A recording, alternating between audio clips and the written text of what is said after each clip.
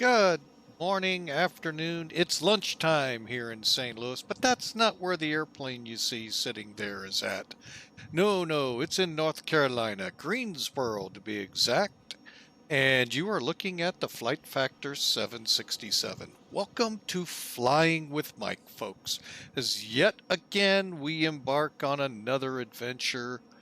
This time in the colors of FedEx Express Virtual to be exact.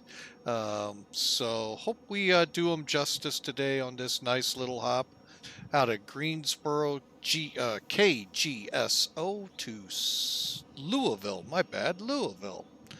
KSDF. Getting ahead of myself. So today's flight ought to be a fun. It's rather short. It's about an hour flight time from here to there. Of course, it takes a little bit more to get things rolling, but overall, that's what we're looking at. And we'll see what happens once we get there. Do not expect what we did yesterday in the form of practice approaches, because, well, I pretty well botched those up. So, but anyway, to find out on that, folks, it'll be out on YouTube here in a couple of days. Look for the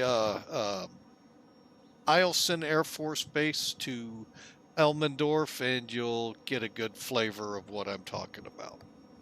But for now, let's take a look at the 767 we have pulled up on the line, number 162.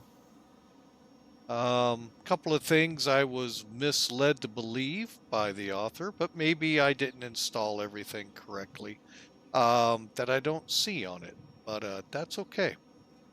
Still a beautiful bird. We'll take it into the sky form, no problem whatsoever. All right, so into the cockpit we go.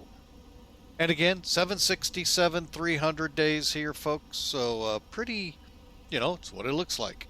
So let me clear some things off here. We'll get this pre-brief done, and we'll be ready to rock and roll up to the home of Louisville Slugger Bats.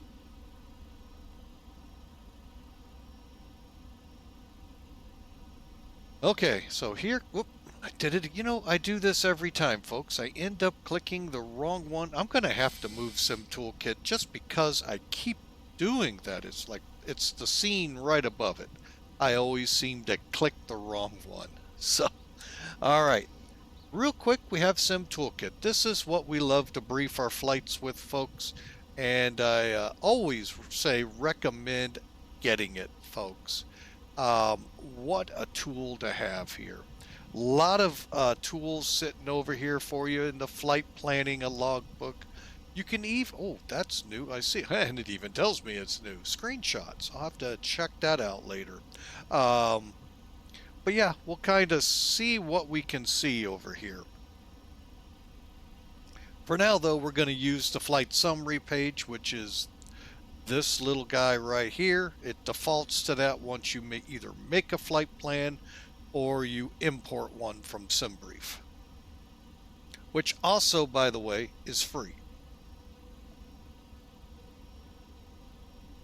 And I do wish for your pardon there on the fact I just yawned. I am so sorry. All right, so I'm going to do something real quick here. You saw me. I'm putting together my flight plan for him so we can get this online as well. And folks, we have had a guy tagging along here on a few flights. Haven't seen him in a couple days.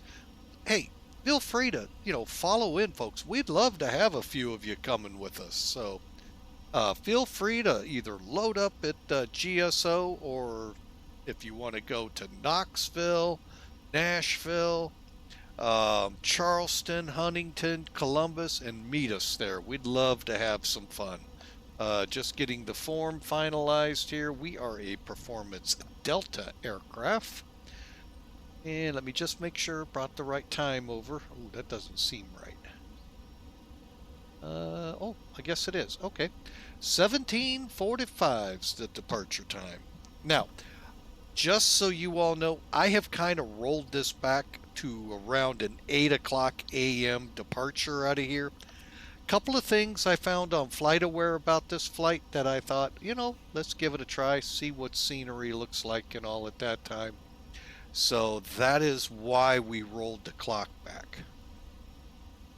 But anyway, and of course it puts the sun in our eyes most. It actually puts it at the back, which is kind of nice for once. All right, so back to the job at hand, and that is the pre-flight. Okay, so you can see where we're at here. Basically, right here is our route. We're going to plan 2-3 left. You can see that we got a direct crosswind, variable at 4 knots. I don't even know if it's actually in that direction, but it's variable, so who knows. Maybe at the moment we release brakes it will be, and then as soon as we get moving it'll change to the opposite. Who knows? All right, so but we're going to go the Trisha 1 departure to BAWDS, to LAFOX, to Mado 6 arrival into Louisville, scheduling a 3-5 right arrival. We'll see how the flight progresses if that's where we end up. All right, real quick, you can also tag NavGraph with this, folks. And we'll unload that to bring that in. All right, now you know what? Let me do something else here. What we can also do, folks, is import the flight from SimBrief, so you don't have to generate it, have it already out here. You can just import it in, and the basics will be in there already. But I've already done that, so there we go. And then I'm going to center it, and you can see how the flight will progress to Louisville. And now let me center it. Okay. Now, one thing you can do here is zoom all the way down, and look at that. You can see all the taxiways. So if you're on with ground and you just can't find the chart and don't realize, all you got to do is look down here. But let's just say you can't find it there, folks. Look at that. It even tells you where FedEx parks. Ooh, doesn't tell you where the rest, I don't think. Before I speak, nope, this is where UPS goes. But yeah, I mean, look at that, FedEx. So you have this at your fingertips as well. You also have it in Sim Toolkit as well. We'll demonstrate real quick after this. Well, look at that, Honda Maintenance Group. How about that? I didn't know that was there. That's what you get, folks, sometimes when you go exploring in NavGraph. All right, so let's back off. So why is this here our arrival? Well, like I said, we brought in the route. So the Trisha 1 is already down here.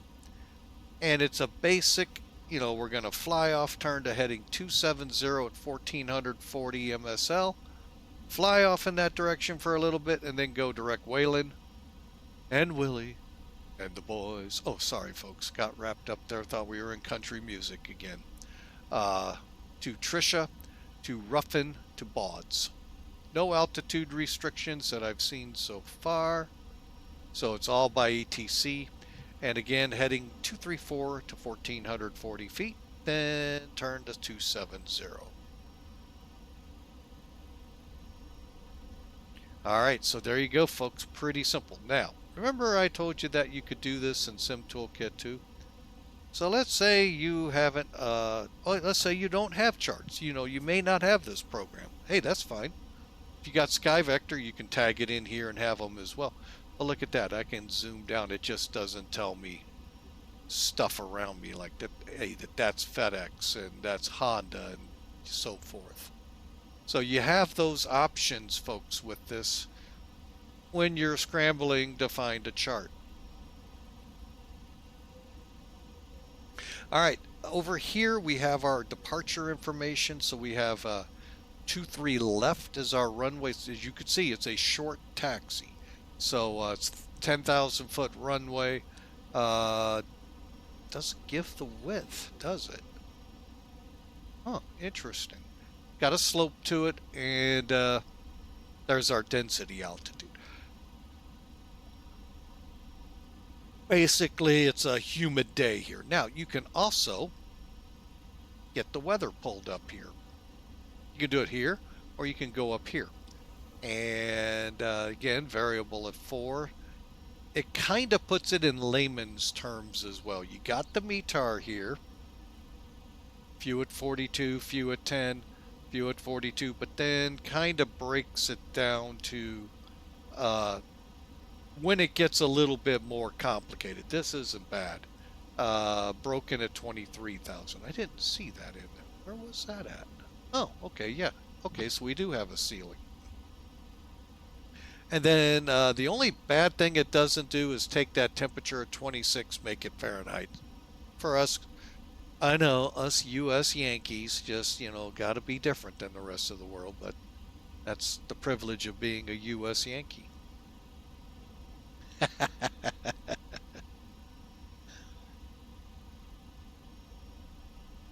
All right. And then, of course, you can see what we have waiting for us down there. So again, a really good tool. But for now, we're going to say adios to SimToolkit and get down to getting this bird ready to go. Give me 1 second, folks. I'll be right back. An annoying dryer. I'm going to get it silenced. Stand by.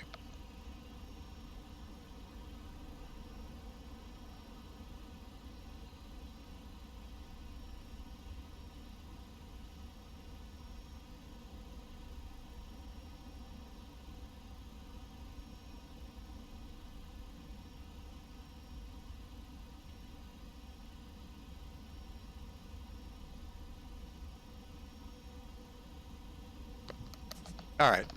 Had to get that annoying dryer done, or as the wife likes to call it, angry dryer. Just keeps buzzing, and it'll fire up for a second and then buzz. Fire up for a second and then buzz. Not the normal, cycle through for about another 5 minutes and then buzz. No, it's like every 10 seconds. So, anyway, but that's that. It's silenced, hopefully, and no more an annoyance. All right, so let's do it here, folks. Oh, we didn't go through our loadout. Well, we're about to. All right, we're going to pull up the EFB, and what you do is, like with most flag factors, look for it here. They do not have it on the window. So come here. We have the stairs, the chocks to the plane, the GPU, ground power unit, fuel truck, air conditioning unit, loader, and baggage loaders. All set up. Doors are open. We need to load this airplane. So the loadout for today, and I'll bring SimToolkit up so you all can see that real quick. SimToolkit. We'll come up here to the loadout sheet. We're going to run with 97,330 pounds. Our zero fuel weight is 295,330 pounds. So got a fairly good load out of here to Louisville. 25,500 pounds of fuel, and they gave us a cost index of 180 and 30,000 feet. So not a bad flight overall. And again, real quick, a real recap here. Variable 10, there's our clouds and our altimeter.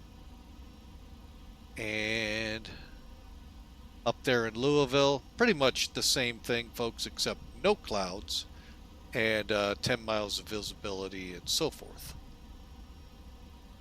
All right, so let us now get into the fun part of Flight Factors 767. How the heck do we load this thing? When you first get this plane, those of you not familiar, never watched one of these streams either by me or other people, you're going to go, oh, pallet number, yeah, I think I'll put on 12. And I'll put the cargo weight on there. Well, what about 3,000 a piece? It doesn't work that way, folks. Yeah, it's a little ambiguous. Now, for the passenger plane version, it works out a little better. Cargo, it kind of makes you scratch your head. Once you understand it, then it makes total sense. Like anything, once you understand it, it always makes total sense. In very rare occasions, it doesn't. But in this case, it does. what happened here? Each pallet you load on here is 9,800 pounds already. So if I was only to load one pallet, 9,800 pounds would be my payload. No cargo weight needed. Okay, I'm loading 9, so that's 9 times 9,800. Once I get that number in there, what I do is take the zero fuel weight that SimBrief, or in this case FedEx Express, requesting, minus the zero fuel weight that just the 9 pallets brought us up to. Whatever that difference is, folks, I throw it right here. In this case, 900 or 9,130 pounds. Almost another pallet. Just almost, but not so close. All right, so there, we're done with the cargo. Fuel weight. That is what it is. 25,516. Now, I always click maintenance, which you can see I've already done, and I always optimize the CG so I get this set and ready to go. And then click load. And then close it, and we're done. All right, so from here, we just do a quick cursory check of the aircraft, make sure the parking brake is on, and it is. We'll do a... Oh, they don't have a takeoff config. Okay. All right, and then we come up, way too top. Let's go to that one. Stay inside the plane if we can. And we'll make sure the battery switch is on. Standby power is at auto. There is no turnaround setup that you could, well, I guess you could maybe save it. I don't know. I never tried that. You know, I never did try that. I mean, I'd love to save it in turnaround, just like doing it instead of always having to cold and dark it, but some people do like to cold and dark, so, you know, to each their own. But anyway, it's battery, standby power. Once you have standby power, if the external power is showing available, click on it. If you've clicked on it on the EFB, then it should be available. Bus ties, utility ties, make sure they turn on. And they'll say on and off on the utility bus. And then your gens will look like this, off and on. Okay. Don't open the switches here and click on, because you will have to perform maintenance to get them fixed back to the way they're supposed to be. That's exactly what it says. Drive disconnects. We don't want to disconnect them. We can disconnect them right here. APU is off. Then we come up, hit the emergency lights, make sure we get them armed. I always come over here, kick the window heat on, and usually we'll have the recirculators on. And if you see those lights, recycle these. All right, and that, folks, is the basic setup. I think we are, nope, we're not loaded. How you can tell this thing's loaded? Two ways. One, you won't hear the noise of the clanging in the background or possibly passengers. What you will see is your fuel, 25.5, I believe it'll say for us. Yeah, 25.5. So we're not there yet, but we're very close. That's the tail. And by the way, and I have said this almost every time we fly this, I like having the gauge right here with the fuel pump so I can see what I need to do to get the fuel balanced when it needs to be balanced. Because when you turn your APU on, it's not going from all your tanks, folks. It's only going from the left side, and usually the forward pump is what they use.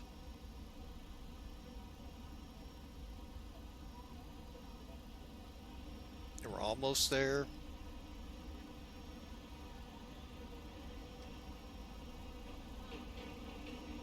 Okay, so let's go ahead now and align our IRS system.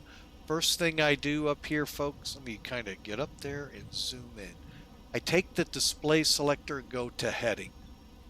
And you're going, why do I need to know the heading while I'm doing this? In a minute, it will make real good sense. Go to align on all of them. You want to see on DC. That lets you know if you lose your generators on the main engines and the APU, the battery will still tell you where you are. When it goes to align, then we take it to nav.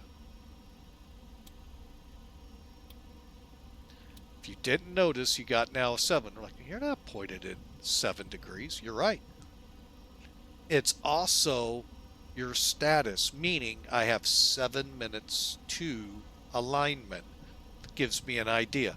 I always wondered how to find that out. It was right there in front of me the whole time.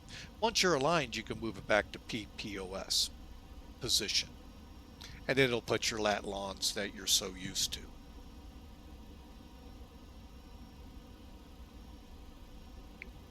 And I don't hear anything, and that is because we are aligned, and look at that. We already have an imbalance to start with.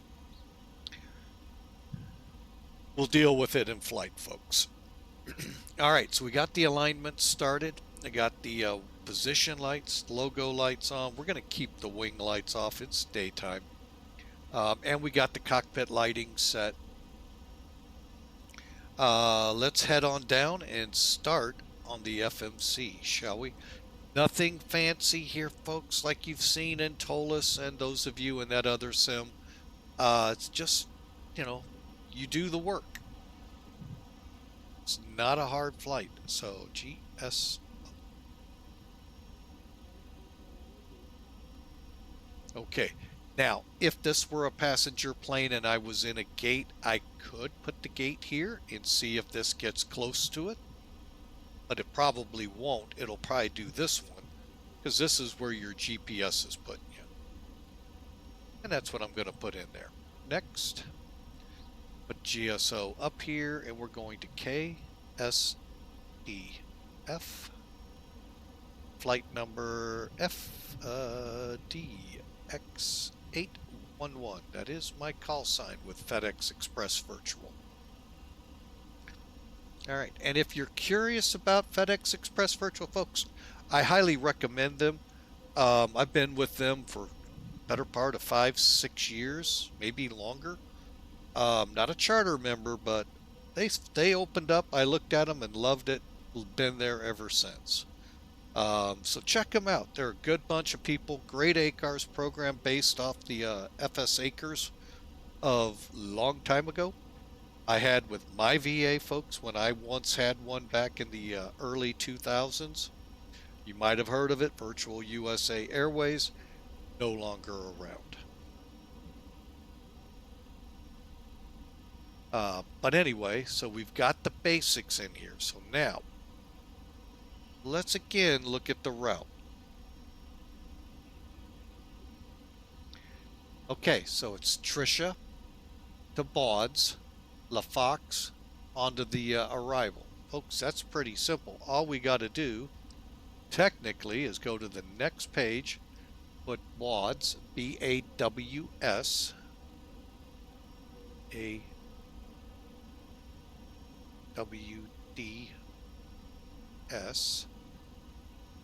and LAFOX, L-A, ooh, I did that wrong. LAFX, the LAFOX, which may not want to be out and about in England at this time of the year. I think the hunt is on. And then all you have to do is activate. Pretty tough flight plan, wasn't it, folks? Here's where the meat and potatoes hit the ground. Okay, we said we're going on the 23 left runway, correct? Yes. Okay, Tricia 1, BAWDS, execute, route. And then what I'm going to also do here, go to the index and put our arrival in. Folks, when I'm under 300 miles like this, about an hour fly time, I try to get as much done as possible.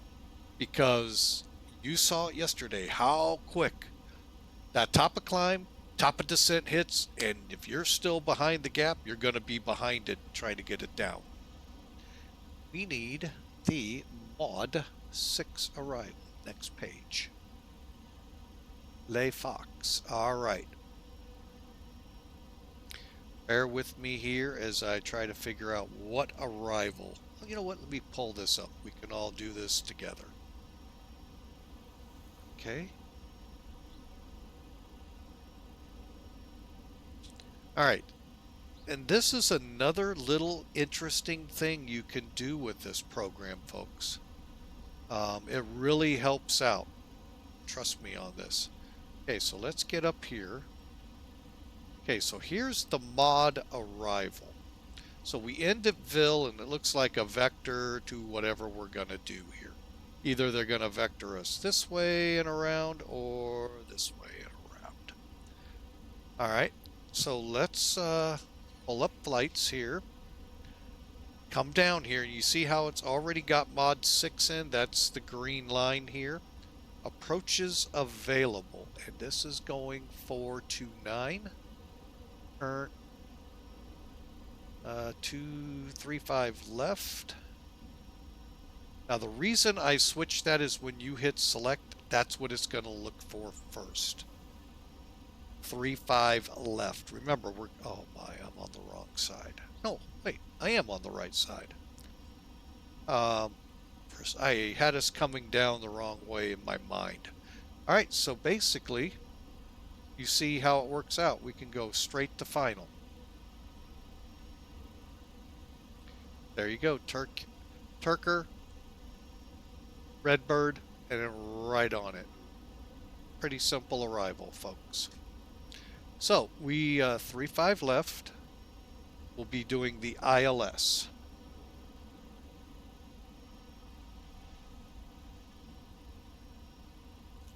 All right, so the ILS 35 left. Oh, let's take a look at that. Hang on. Oh, and one thing I didn't mention to y'all, hang on.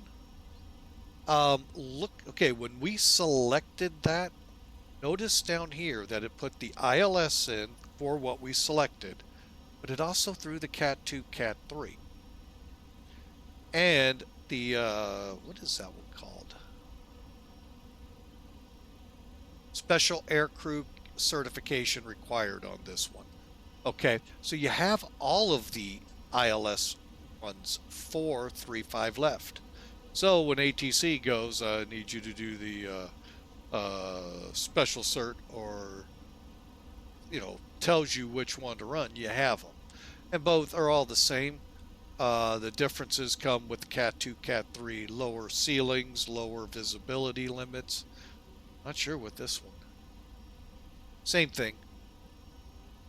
So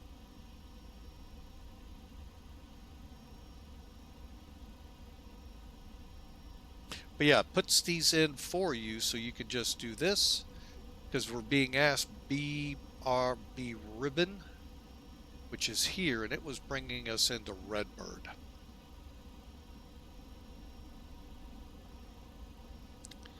See how it's bringing us, otherwise we turn back to here.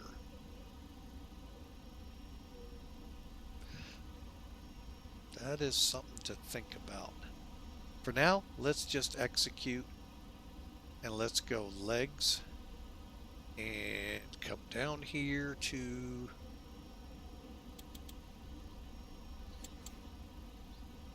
and take a look at this run. Okay, step. All right, so here we go. Vectors to Wayland, Tricia, Ruffin, BAWDS, and then we'll connect with LAFOX. That's what you're looking for, discontinuities. And then step, step, step, step, looks good. Turker to Redbird, right on down. We'll just stick to that right now, folks. Everything looks good, and as you can tell, we don't have anything except out to our missed approach. All right, so back to route, and we'll set this back to map. All right,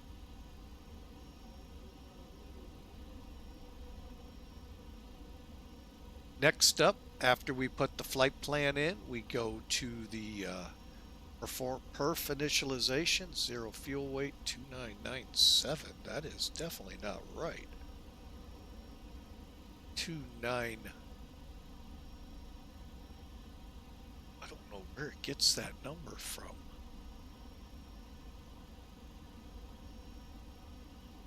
Yeah, we'll put it in right, 295.3.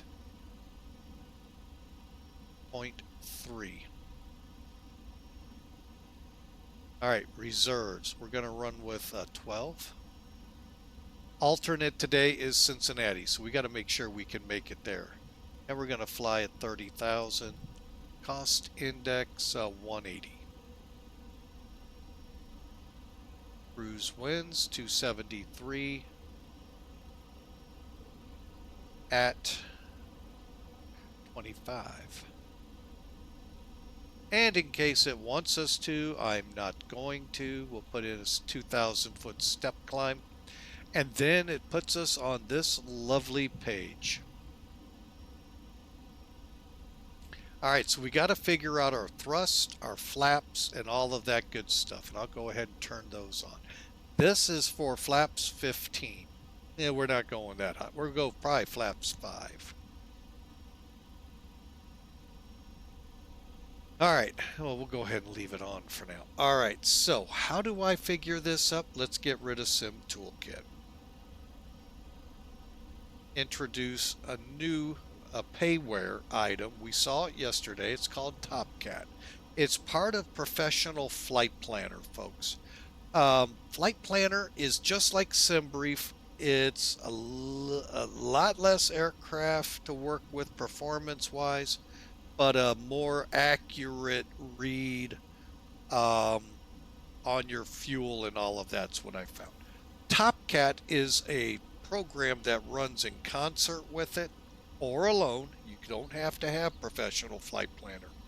It's just nice because you can release your flight in Professional Flight Planner and import it directly into TopCat for the aircraft TopCat supports.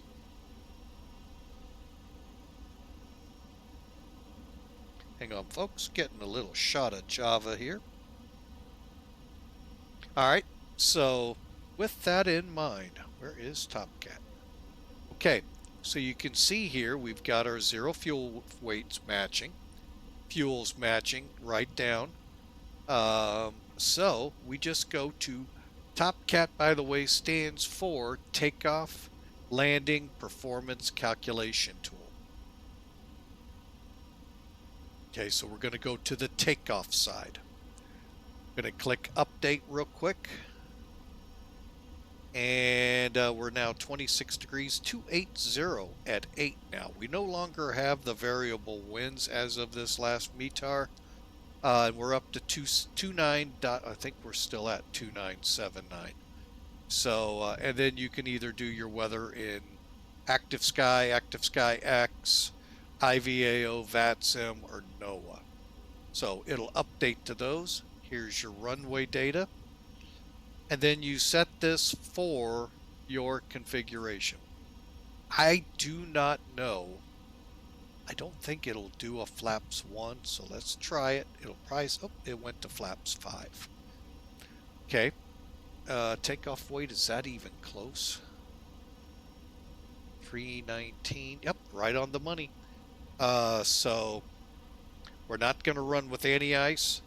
If we set this up to 60 degrees, get our V speeds as mentioned here, 900 feet of runway should be at the end. What we're doing, notice folks, I can't do a TO1, TO2 departure because I don't know how to set it up here. Don't know how to get this to switch. So that's why I don't. It's strictly full bore, 100%, or we could take it all the way into the 108% N1. Yeah, gets above 100%, folks. All right, so let's kind of go to the next page because a lot of people don't. Okay, our winds were 280 at 8.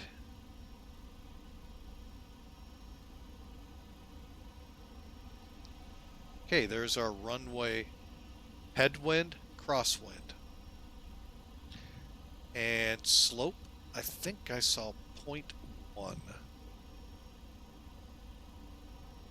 Okay, so to enter that, we go U,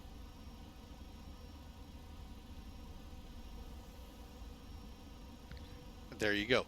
Reference temperature outside is 26. And the next page, we'll put in 60. Yep.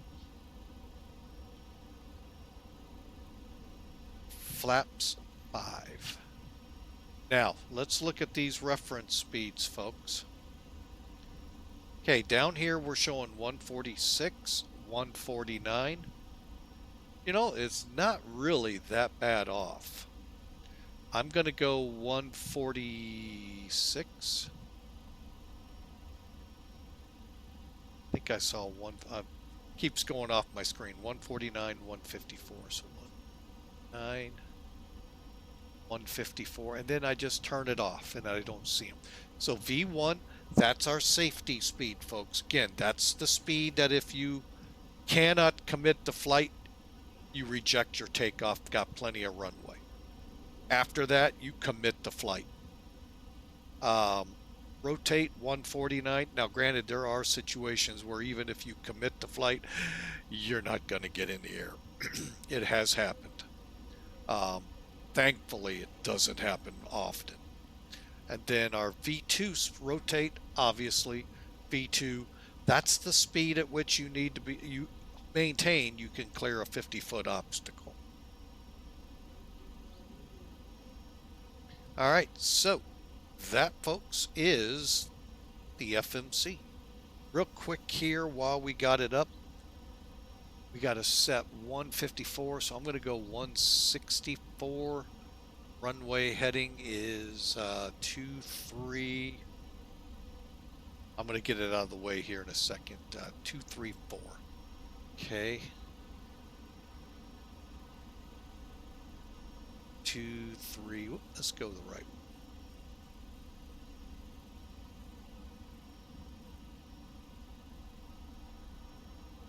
Okay, and then altitude, let's go all the way up to 30.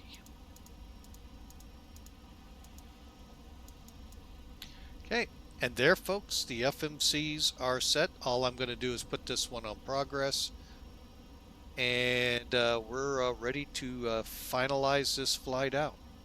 All right, so the FMC is done. To the top with the completion of, oh, hang on, something's annoying me. This right here, let's just put it to map as well. Okay. Go up top here to,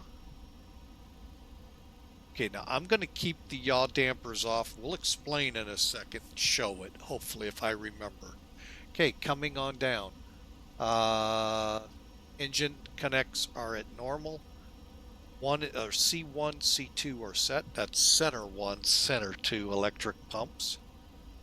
The demands are the rotary switches. They're at auto for the hydraulic system. Okay, the cargo heats. Why don't we go ahead and start buttoning up the plane a little?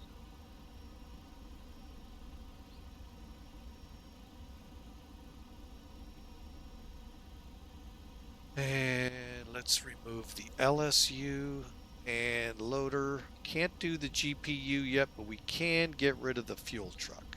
All right, so that gets us some of the stuff away. Okay, cargo heats on, engine starts are set. Passenger signs. Cargo behave, stay in your seats. Landing altitude is set for system 1. Landing altitude we'll set at 500, I think it'll be.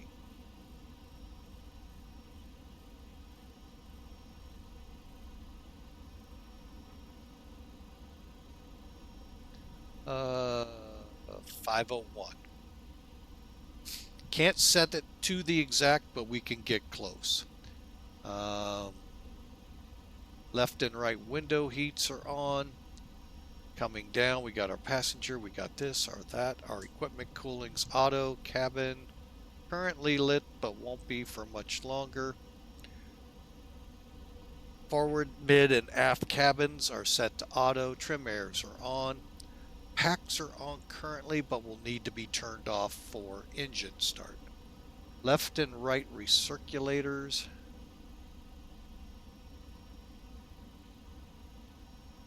Oh, that's here. I'm sorry. What? Where are those? And then the cabin altitude or cabin temperature is set to auto.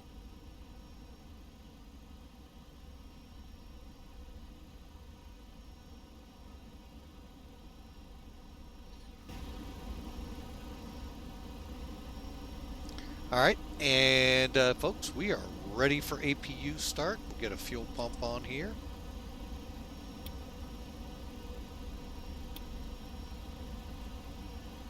And it's firing up right now. See it right here on the gauge. All right, folks, we are ready to go as soon as the APU is fired up. I'm getting the ACARS system going for FedEx.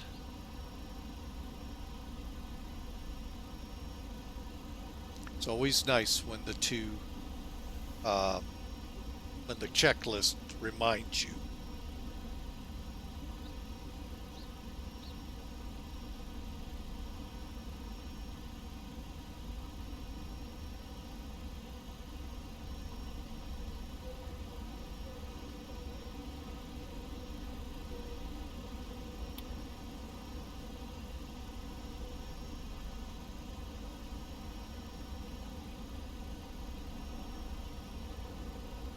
All right, and we are 100% now, and I'm going back up top here, switch on the generator.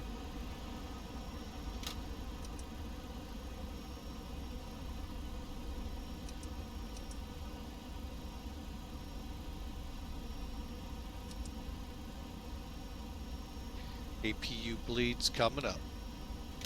I always like to put the guards back in place, folks, because sometimes you might find yourself inadvertently clicking them. And while I'm here, put it back to the lat long. Okay, folks, with that, we are ready to go. And we're only about a minute late, so that is not bad. Let me connect up here with VATSIM.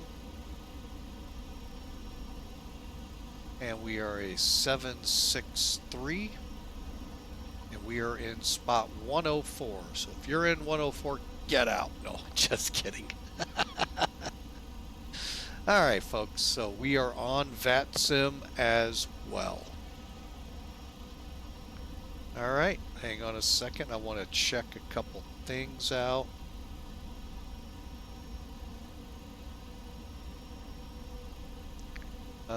Somewhere, do a little refresh.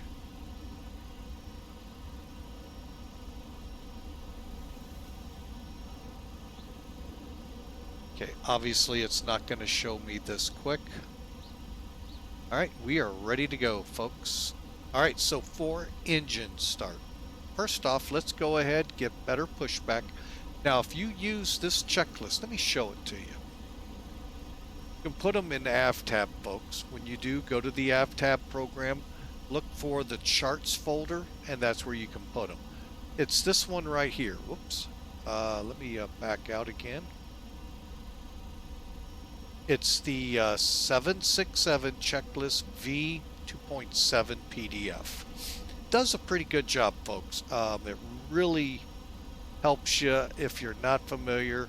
Do what you got to do, setting up what you need on the ground. You may need the high pressure unit, but you definitely need the GPU, ASU, depending if you're in the gate or not. If you're in the gate, you don't need the stairs, but if you're, and so there's little rules: fuel truck chocks, doors, maintenance, optimize, load plane, better pushback, which that means just set it up so that you just come back and say start. and then work your way through. Like I said, it's a really good program. This AV tab is free, and it's really a good checklist. So let's go to better pushback. This is what you could pre-plan it so it's ready to go, and then you come back to start. Or wait to this point and just click start. Hey, Captain, let me know where you want this thing. All right. So you can make this as complex as you want. And sometimes it needs to be, folks. Okay.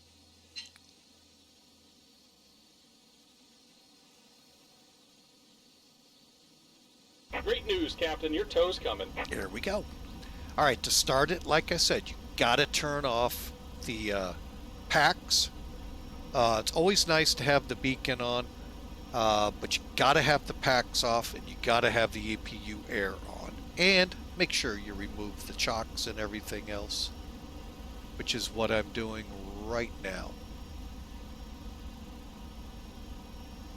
Staircase is gone. GPU. Son of a gun.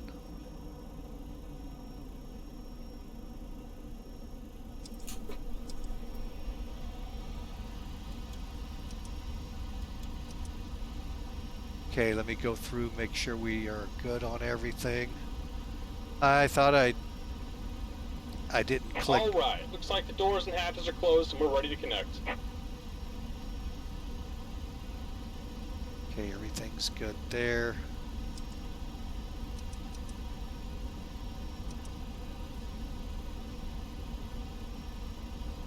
Okay, we're good here.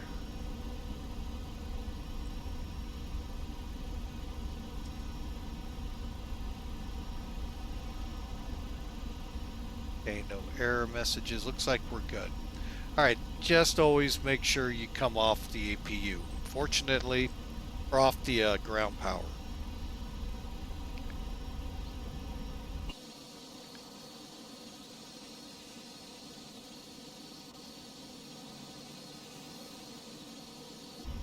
Welcome aboard, Captain. Tow's connected, bypass pins inserted. Go and kill the parking brake when you're ready to go. Alright, again, we're ready to start engines. We turn them off the packs. Okay, everything else is ready to go. We got our bleed pressure up. And we'll go ahead and release brakes. Here comes the pushback. Light them up.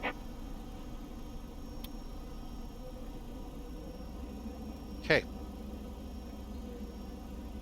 So we got the packs off. You can see the warning message right here. Okay. So all we do is come up here. We'll start number 2 first. Come back down.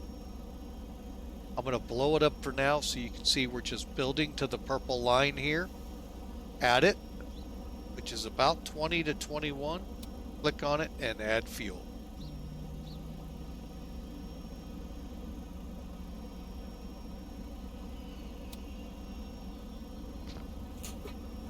Okay, now that there is the flicker you're looking for. What that was this gen disconnect that was showing like this one, off and on.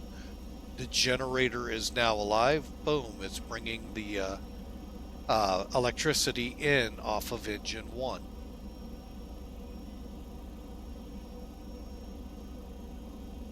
Then we just wait for a stabilize. Looks like it is. Oh, nope. N2 is still moving.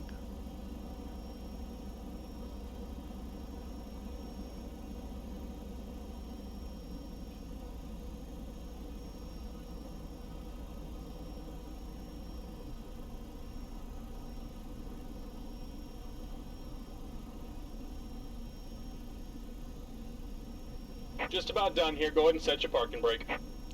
Alright. And that just happened to And we're coincide disconnecting the tow. Give me just a moment. with stabilize, so go ahead and start up number 2, or number 1, my bad. Same thing, we're just looking for the white line to go to the purple line here, which will be about 20, and then click on. Here comes the fuel.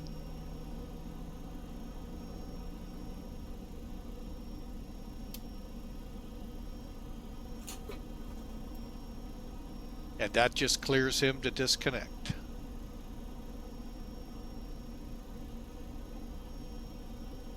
And we are on our gens. Everything looks good.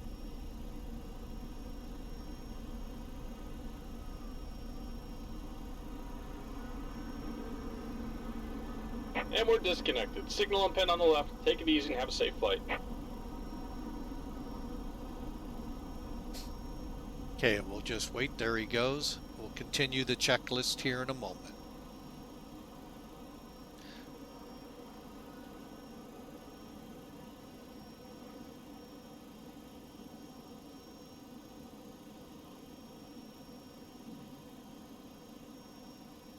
Okay, there he is, showing the pins. And what I do, hit him with the nose light, because he may or may not see us because of the sun. All right, after takeoff checks. First thing I want to do, get our hydraulics on. So left and right engines. We'll turn the yaw dampers on for now, and you'll see why I hesitate on those a lot here in just a second. Anti-ice not required. Left and right engine bleed valves to on. Left and right packs back to auto. All right. Now, we can actually turn the APU bleed off because we've got it coming from the main engines. Gen off. It's already done the switch over, see? And APU can now switch off. All right, this next section, I forgot to explain to y'all. Flight factor in its infinite way. I've got to first, hang on, got to help set the stage here. And I don't know what it is that causes this. Hang on, where is it? X-Pilot. Okay, I want you to look up here where you see COM 1, COM 2. What, to those of you seasoned with VATSIM, what's missing? That's right. We don't see transmit, receive, transmit, receive. Okay, I really don't care about COM 2, but you do need to care about one of them having the ability to transmit. Because right now, if ATC was wanting to talk to me, they couldn't. I couldn't hear them, nor could I hear or talk to them. So first thing, there, look, the receive just came on, and I turn it up. Can do the same over here. Didn't do what it was supposed to. And now I can hear on COM 2.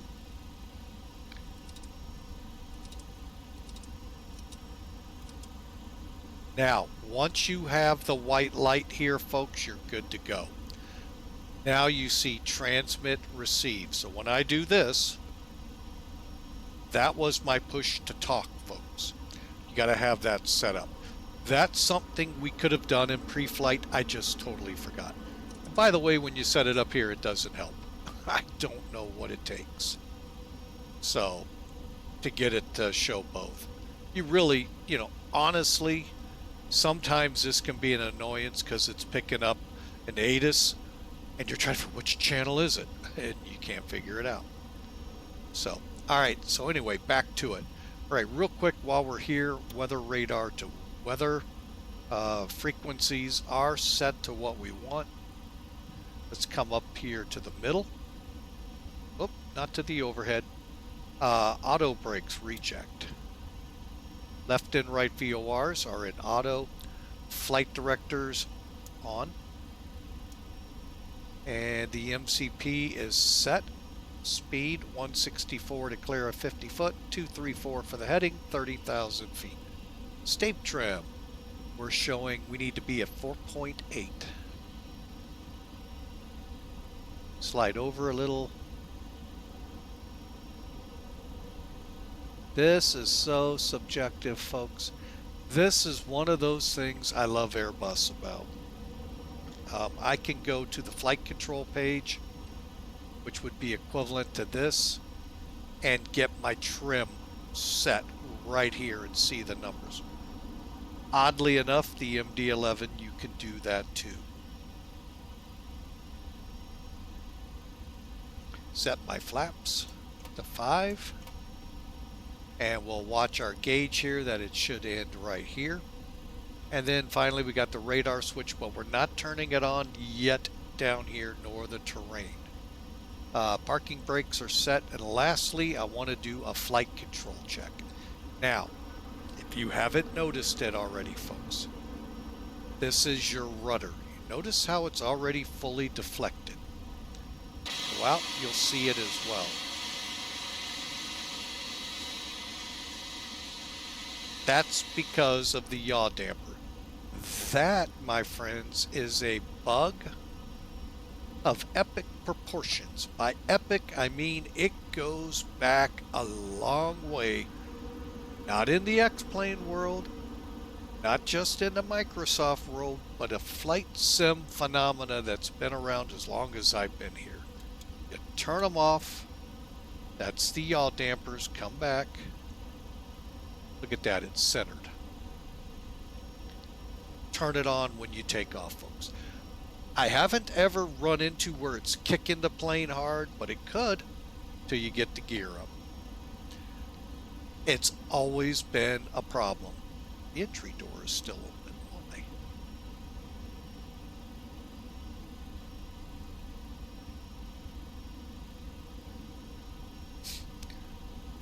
Okay, so we are ready to taxi, but we're going to do that check. So to the left, and again, I do this so it doesn't do when I just move it barely like you see it here. Well, if I don't, it'll go all the way deflect hard, and it makes sometimes the approaches or departures look kind of squirrely like yesterday's. Rudder check. Yeah, if you run into that problem with the rudder, turn off the yaw damper.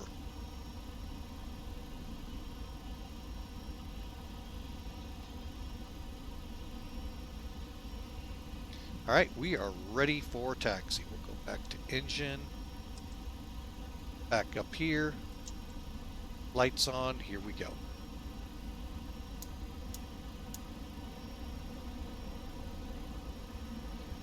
Greensboro traffic, FedEx 811 heavy, taxiing to 23 left from FedEx.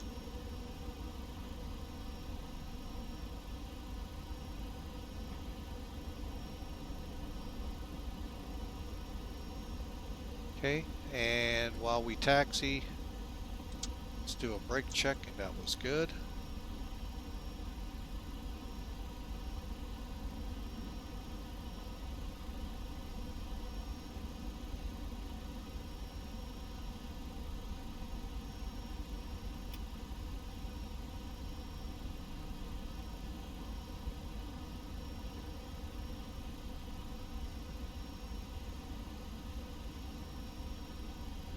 And off we go, folks, to 23 left. Not a long taxi at all.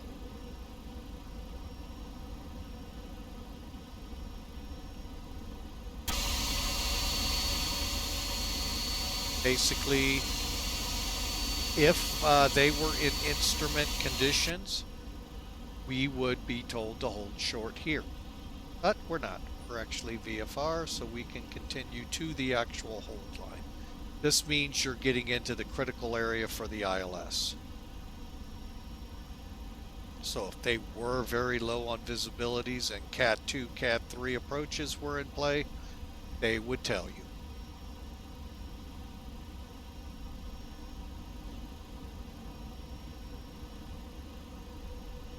All right, we are on the way, folks. See someone down here into terminal, looks like. Looks like I'm not sure. The airline, Watt 3243. Welcome aboard. Hope you're going my way. If not, safe travels.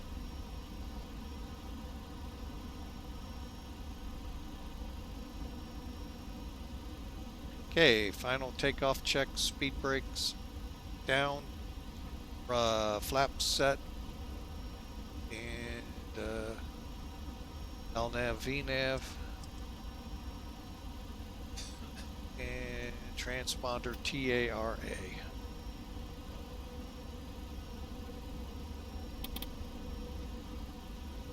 Traffic good. All right, now we could turn on terrain. Actually, I'm going to hold this right here. I'm going to go to weather on this one. Over here, go to terrain.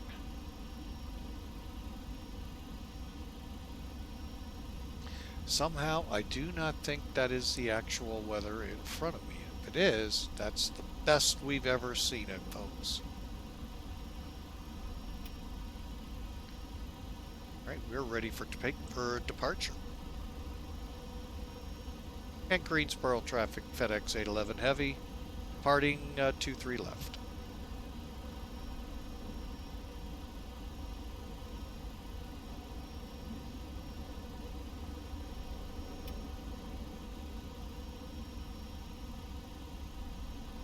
Okay, hang on a second. Is that terrain?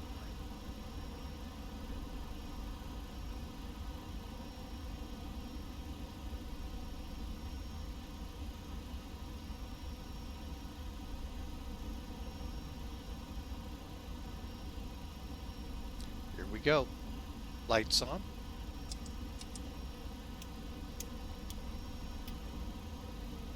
And we are cleared for takeoff, folks.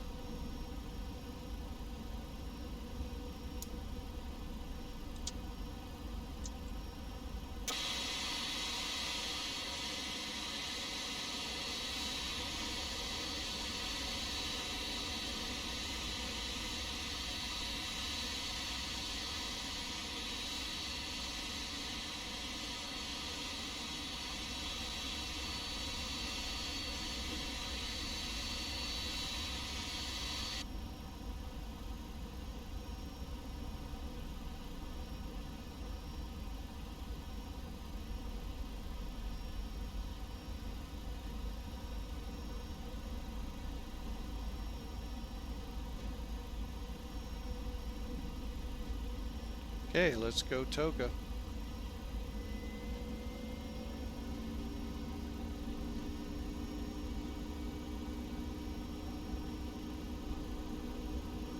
Airspeed's alive.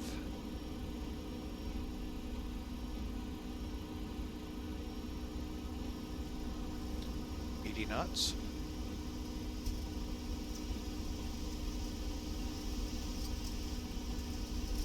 Don't look for 1,000 feet of runway left, folks, when we leave the ground. Looks like, though, it's doing pretty good.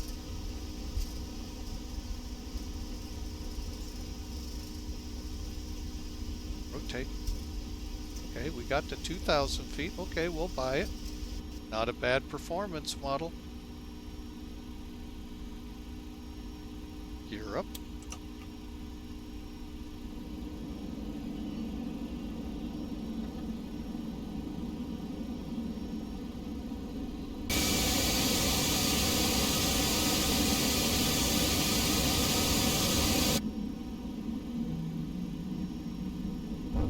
Do our turn here.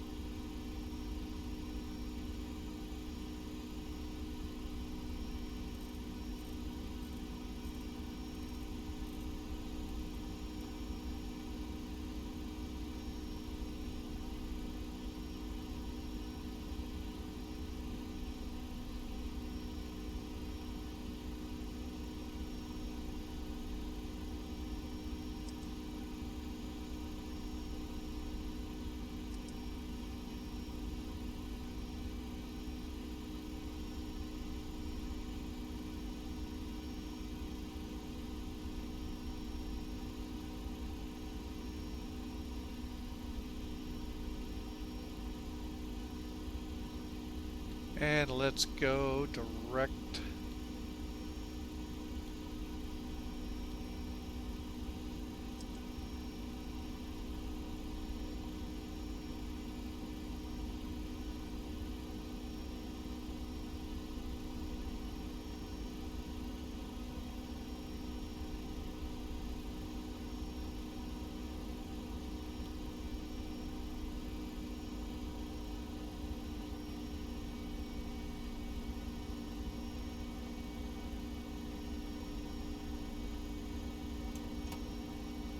Start retracting flaps here.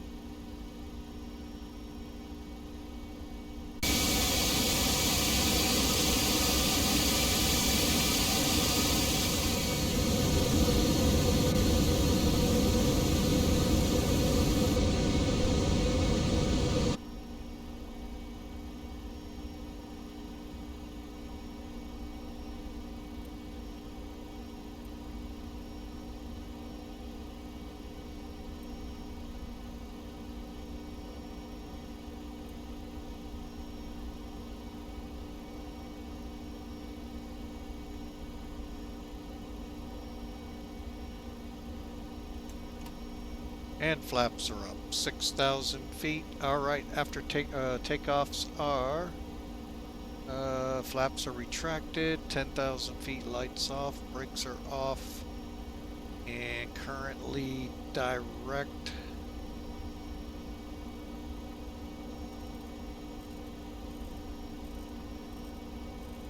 Whalen. And then on course. Welcome aboard, folks. Hope y'all are having flight or having fun. And if you are, hey, I'd love you to click follow, just like the message there in the screen tells you. That way you get an email just letting you know when we go live again. But folks, really, thank you so much for the support you've given, those that have followed here in recent times, like Felix, Felter, Snatch, and subscriber Steve 099. Hey, we surely love your support of the channel. And if you're over on YouTube, hit that subscribe button, and that just makes you a member or brings you on board our channel so you know when we have new videos released. Costs you nothing other than just sitting there and enjoying the flight as you are right now. If you are on YouTube, want to join us live, hey, great. We would love to have you over here, folks. Down below in the notes, look for the Twitch link. Click on it, scroll down to About, and you'll find out what the flight schedule is coming up. And then plan on joining us if you can. I understand. That's why we're on YouTube, folks. For those that couldn't catch the stream, catch it over there. But yeah, if you got time, you want to join us, we'd love to have you over here live, meet you, greet you, just like Insuik 66. Welcome in, and yes, sir, we're having a fun flight. Just crossed 10,000 feet, headed to Louisville.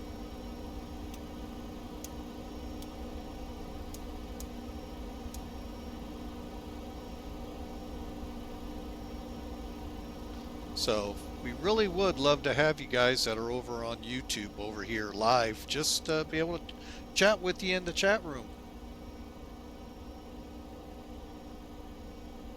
Awesome. Welcome in, sir. Hang on, let's wrong one.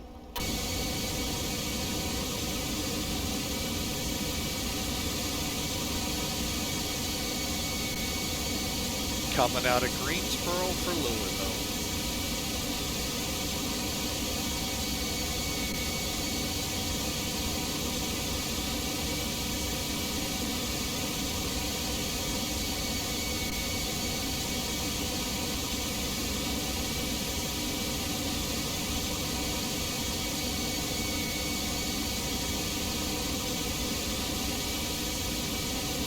The little disappointing things that I was led to believe wouldn't be on here. I thought the images took away the GE and a couple of others, because there's a few other liveries for FedEx and the 767 that were made here. Now, I may have totally misread, but it's a beautiful, beautiful, beautiful paint scheme. Very nice for a 162 Fox Echo.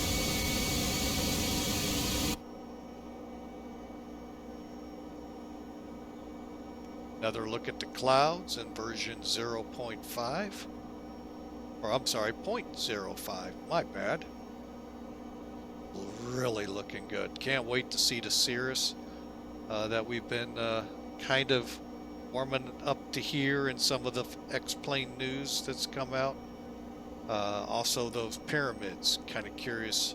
I'd like to know what they were to represent before they get rid of. I thought cumulus, but I don't know. But yeah. There you have it, folks.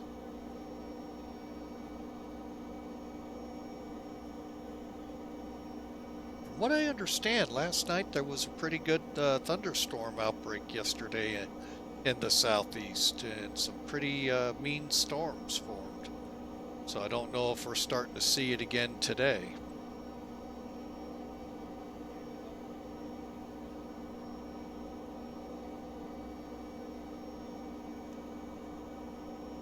So let me get back up in here, see where we are. All right, we're about to get to the end of the star at BAWDS. Then it's over to LAFOX.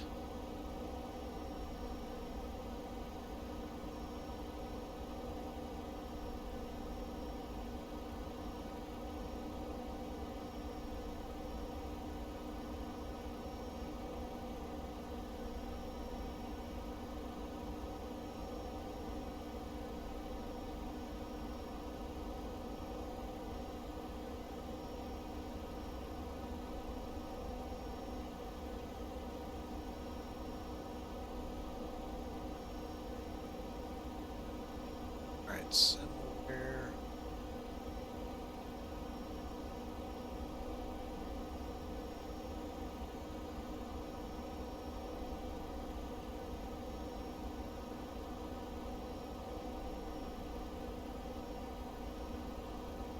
Well, I can tell you this much, looking at Semaware, folks, if you are, wow, they are still some mean storms south and east of Atlanta. Holy, all the way, just basically southwest is east of Atlanta. Holy mackerel.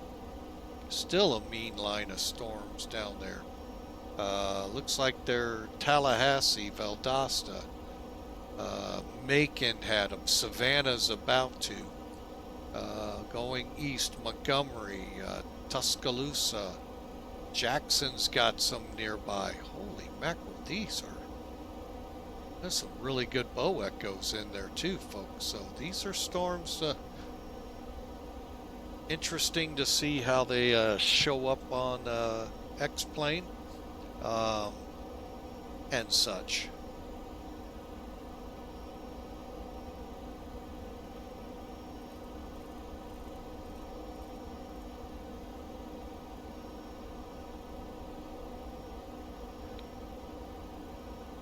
Looks like a little cluster, just a cluster coming into the Nashville area. Shouldn't be a problem for us up here in Louisville.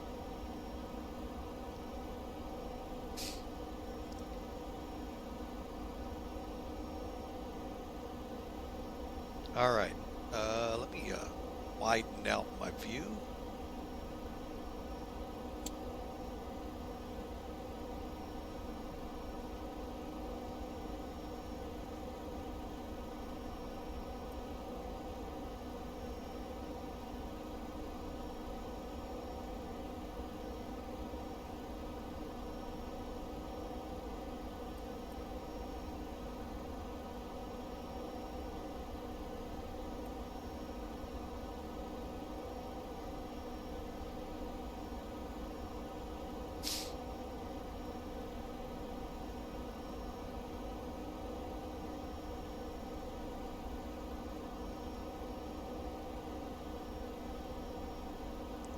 I wish all the weather radars looked like that, folks.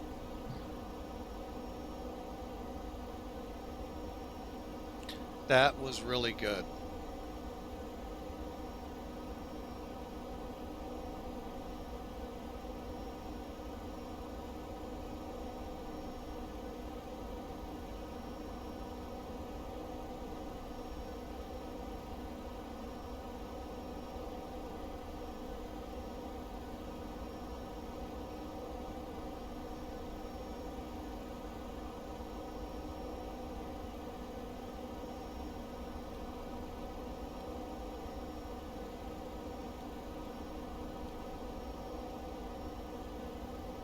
All right, so we're set up for 3-5 left. Okay.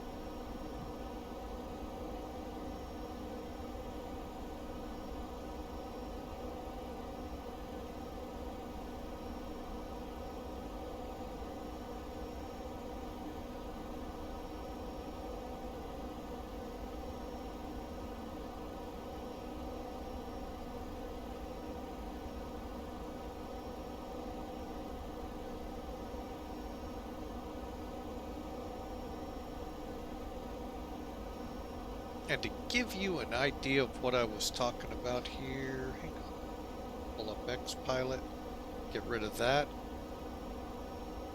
and Sim Toolkit. Okay, now this is on the live map view. So it's this third icon here. Look at this down here. And they were some pretty ferocious storms in this area yesterday. Now pushing to the East Coast. So you can see if your folks wanting to fly into this kind of stuff, it's right there for you. Wow. Good day if you like stormy weather. Here's where we're off to, LAFOX. LAFOX. All right, while we, let's see where we're at. We should have been able to, oh yeah, I missed it. All right, this altitude disagree. All that means is this one is different.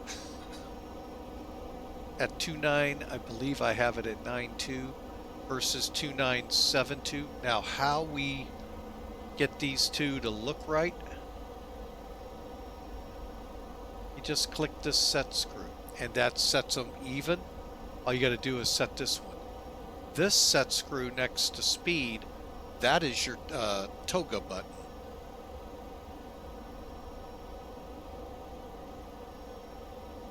Sorry, folks, I gotta zoom in to be able to read the numbers better. Okay. All right, we're at cruise, leveling off, and on our way.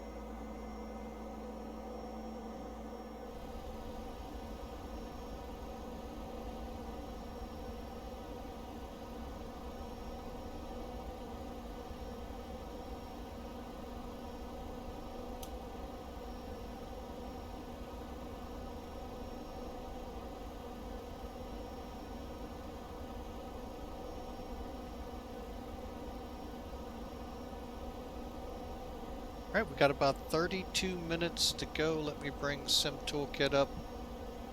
Let's walk through the approach real quick. Okay, so you can see here's Louisville where we are.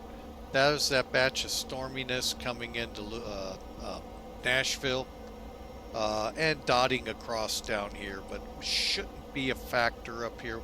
If it is, we'll deal with it. Current weather in the Louisville region.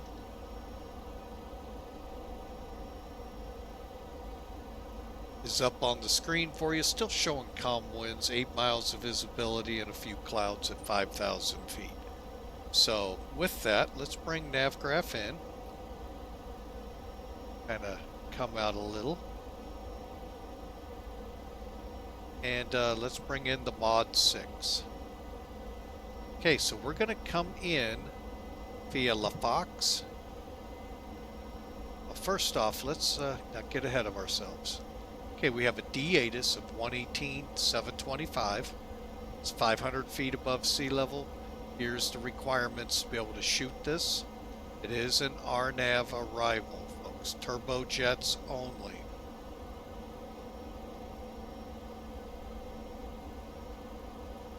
Okay, and we're coming to 35 left, so we're going to go to Turker.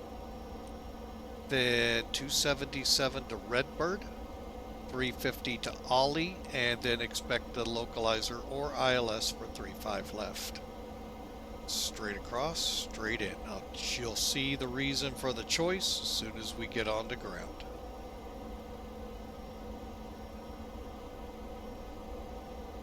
All right.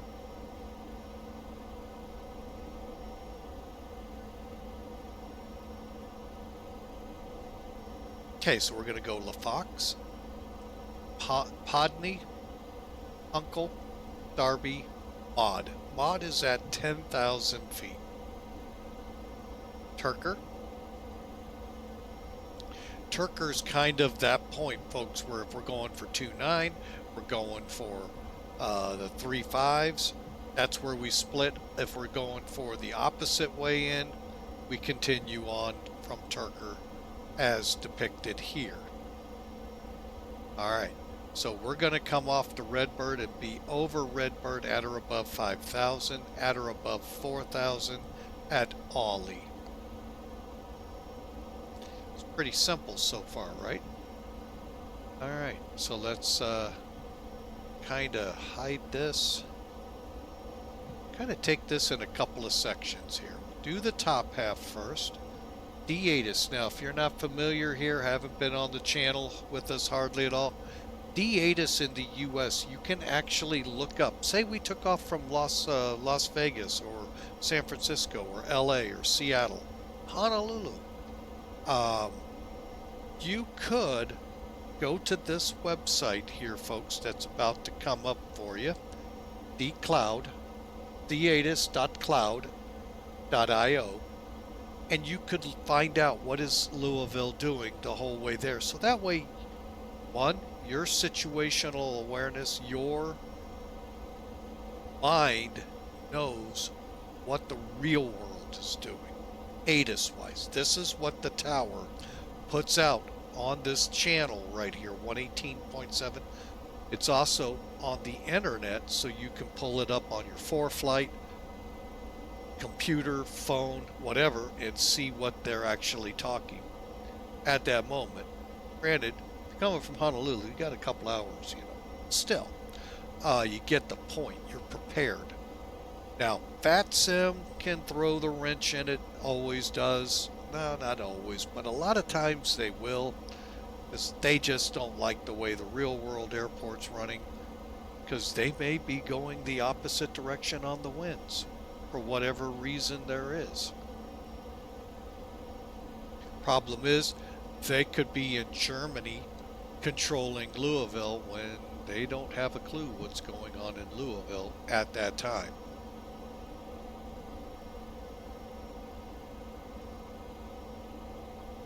So that's why you get this, or they're controlling for a buddy of theirs and making sure he gets it easy. So, but anyway, so here's your frequencies up here.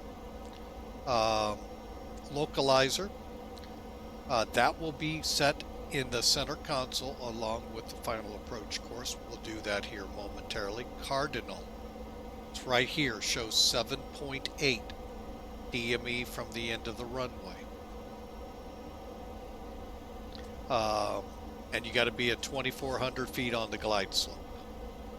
ILS decision altitude is 664, so that's what you put in the that's what you're expecting coming down MSL, what your altimeter shows. This in parentheses, your height is your height above the ground. The physical ground right below you, 200 feet. So, some pilots will set the decision height, some will set decision. It's really kind of comes into the pilot what he wants to do. In our case, we'll set it, because this aircraft is real easy, we'll just set it to 200, and it may already be set. Then our airfield elevation and runway. Missed approach. Just straight ahead and expect vectors. That's all it says, folks. Okay, here's the requirements. Of course, transition is 18,000, and circling to runway 11, not authorized at night. Okay, now let's talk about the middle.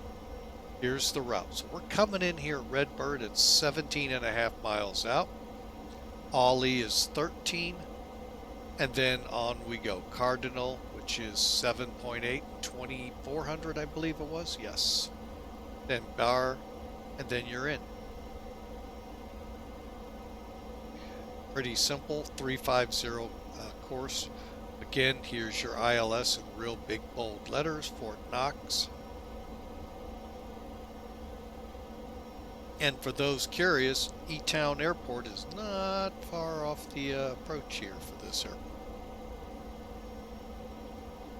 which we visited back in March-April time frame.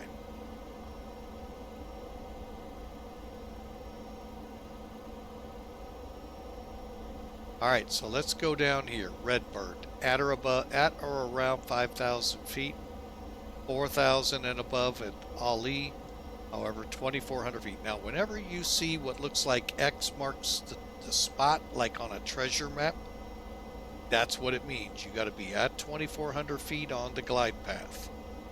So it's a good checkpoint. And then you travel down to your 1.8 DME, which is the missed approach point. We're gonna probably be at the 140-ish, 150 approach speed, so about 800 feet a minute coming down to glide slope will give us a 3-degree approach. Down below that we see 232 for what 140 would be, 213. Split the difference, we'll say 220. 2 minutes 20 seconds. If we hit that, don't see the runway, we go around. Shouldn't be a problem today, but visibilities have dropped a little bit since we took off. Okay, ALSIF 2, full instrument approach system, PAPIs on the left. Here's our missed approach up to 4,000, straight off runway heading. Decision altitude again, 664 and 200. That sounds different. Oh, it's the same. And we have to have 200.5 mile. If we don't, we can't even use this approach. We'd have to go to Cat 2 or the special here of 150. Okay, so that's what we have now. If we have, that's if we lose touchdown lights or center line lights or both, RVR is 24. Otherwise, unless we have a flight director, autopilot, or HUD system, we can go to 18. So everything should be good. And again, if we have to, we can always switch to the special air crew certification required I'm not sure what SA stands for, but I'm sure something in that same time frame. And it's really the same approach, just as you can see, we can go to 150 feet AGL and 14 on the RVR. So, all right, so there you have the charts.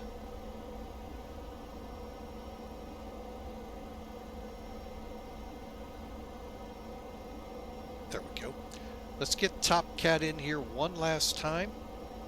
Remember I told you it's the takeoff landing performance calculation tool. Let's do the landing side. Do a quick update. Coming into 2.5 left or 3.5 left. Okay, currently we're showing a dry runway. I always set it to auto land. And right now max of auto 3 on the brakes. No anti-ice needed. Okay. And again, calm wind. Compute. We're looking at a V approach, almost 150, just like I was thinking. So that's why I went up. We're going to do about 800 feet, probably down the approach, to a landing speed of 142. Okay.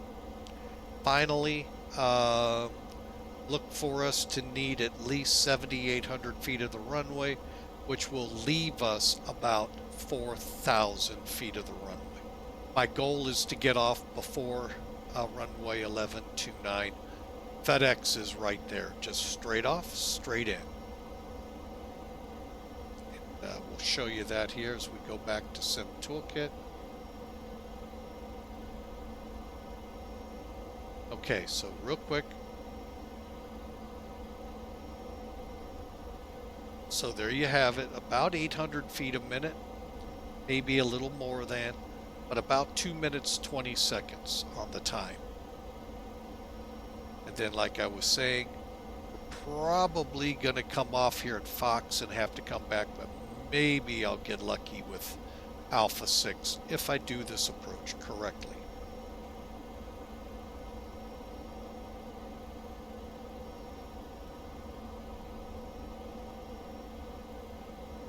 And there you go, folks. Our arrival brief is complete. Top descent stares us down. We need to go down to, and I'm going to verify first, mod at 10,000.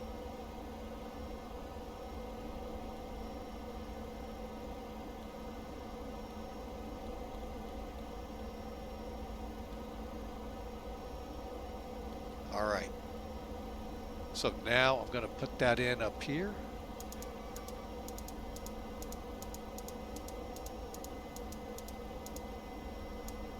Okay, how do we make this beast descend? Well, first off, we just do a quick look up here. Everything looks good. All right, a couple of ways you can do this. You can go here, click descend now.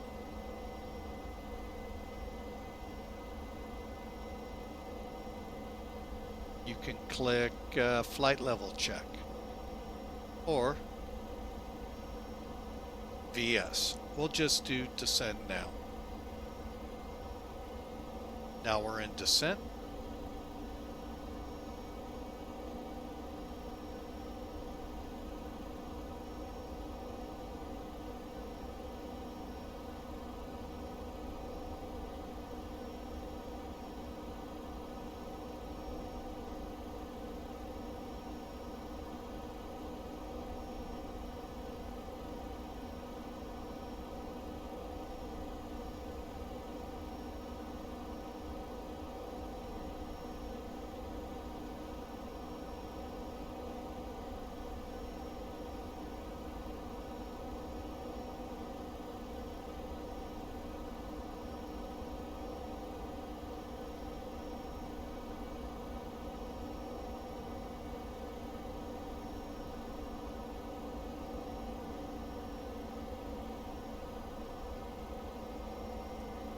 All right, we are starting down.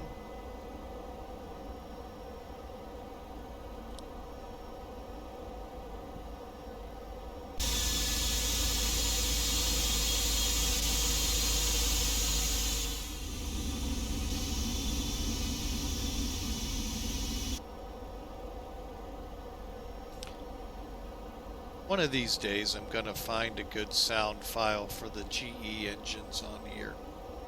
I'm not happy with that, but you know, that's what you get.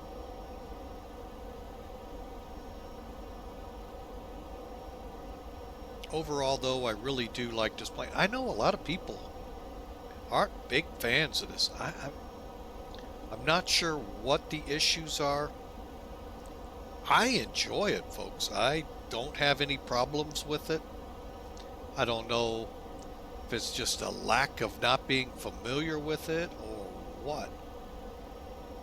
But it's really a great airplane to fly. So I'm not really sure where problems people have come in with it.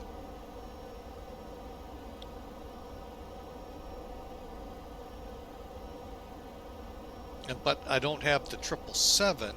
I know a lot of people didn't like it, but I never got that one. So I just don't know what's wrong with flight factor.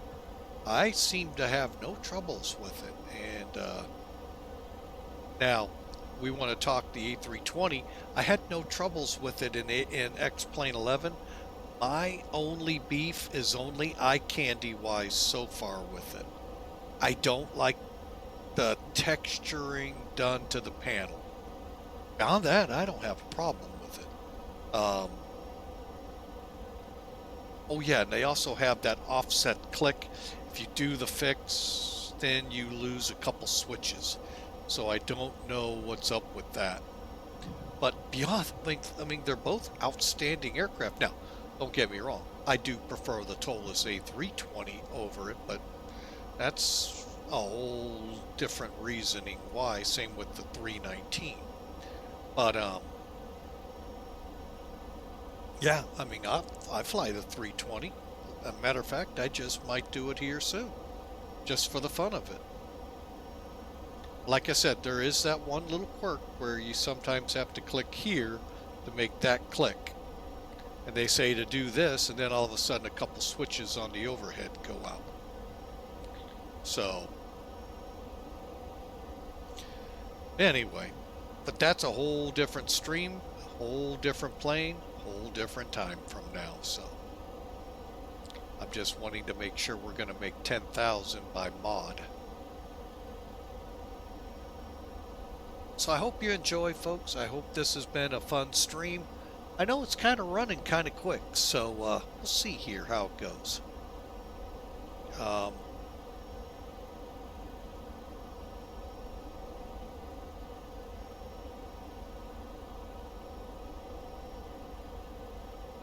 right, we are looking like, according to the ARC, we should make mod at 10,000 with no troubles.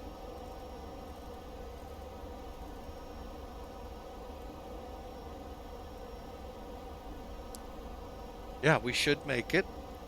And so I'm just going to let you all enjoy the descent for now. And I'll be back with you around mod.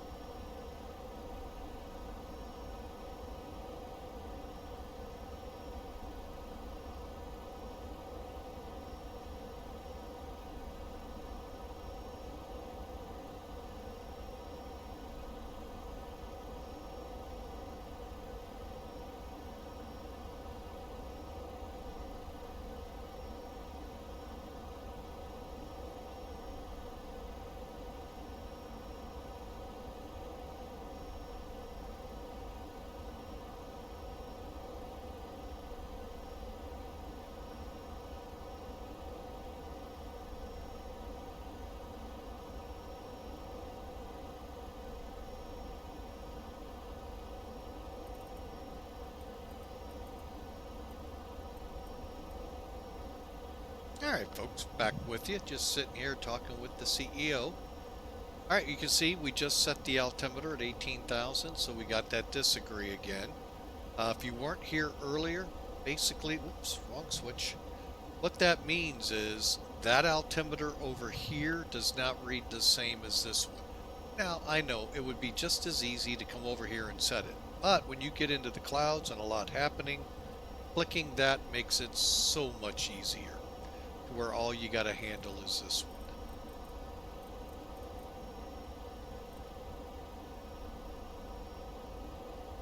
And as I've looked at my gauge here, it still looks like we're going to make mod at 10,000. We will make sure we're slowed up to 240. And then let's go ahead. We got to get the ILS set up. So real quick with Sim Toolkit one last time till we land.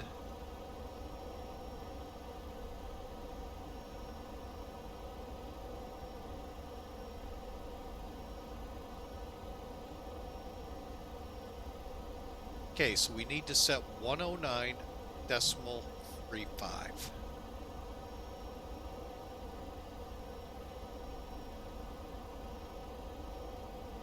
And that radio, folks, is right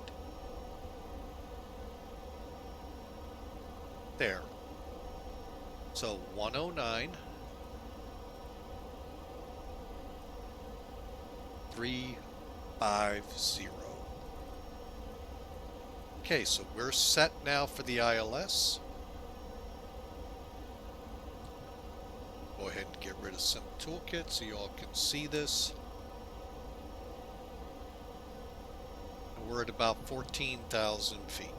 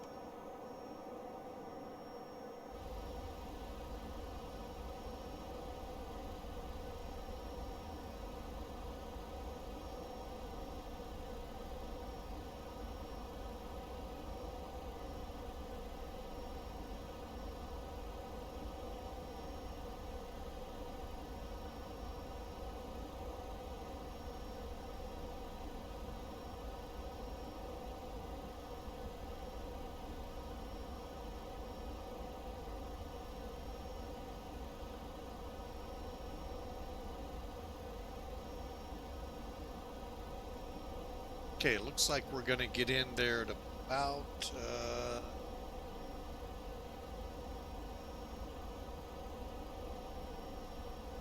with about 11 miles to spare, which we can use for decelerating to 240. And what we'll do is just pull the speed brakes for that.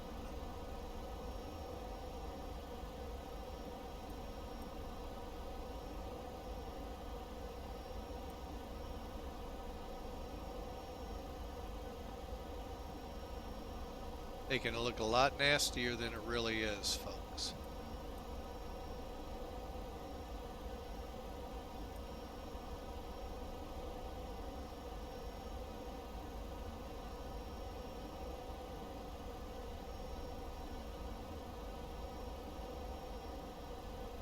Matter of fact, let's go ahead.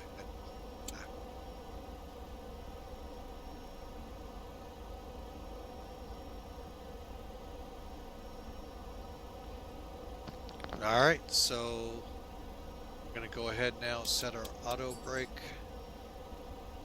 and I'm going to go ahead and set for 240.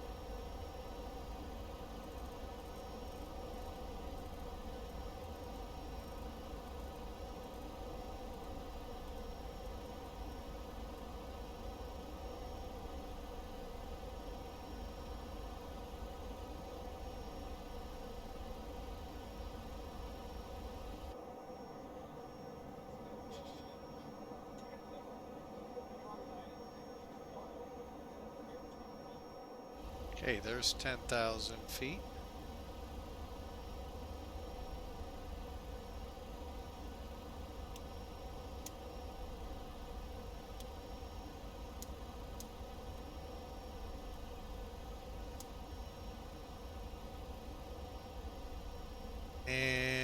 I'm going to go ahead.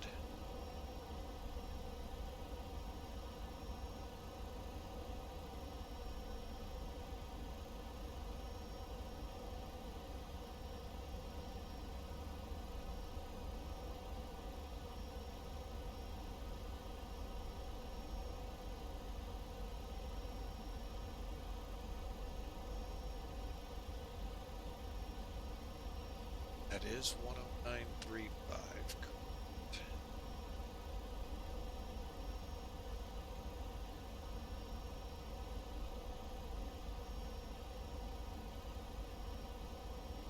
Yep. Okay, 10935,350. All right, we are set. Let's get to the checklists here. All right, auto brake is set. EFIS control. Double check.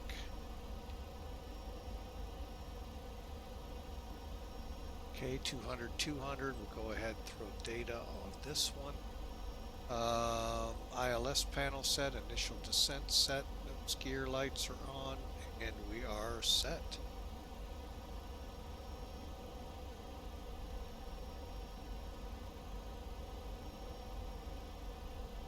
And we're over mod. What is going on with the FMC? Right. Now we'll set 5,000.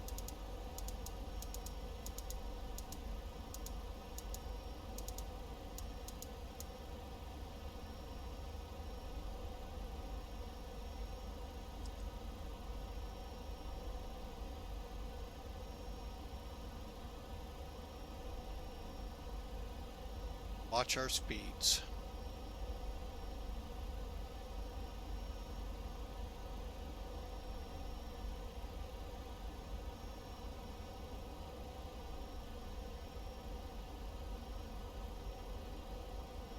So again, as the message says, if you like what you're seeing, folks, and you're new to the channel, would you be so kind as to click that purple heart that says follow, or the word follow, and that way ring the bell if you'd like to be notified, and that way you get an email letting you know your When Flying with Mike is taking to the airwaves. If you're watching this on YouTube, hit that subscribe, ring the bell there to be notified when any videos come out by Flying with Mike. We'd love for you to be able to watch those. Hey, hit the like and all on there to let us know what how you think of it. What we basically do is just take the live stream, upload it to YouTube. So as we did a couple days ago, it'll be about another week before it's out on YouTube. We went from San Francisco to Honolulu. You'll get the whole flight on that stream. So, and if you scroll down, you'll see a link to Twitch. You can click there to join us here on the live streams. All right, we are turning for the final approach fix. I'm sorry, correction, the initial Redbird. And I am going to steepen our descent.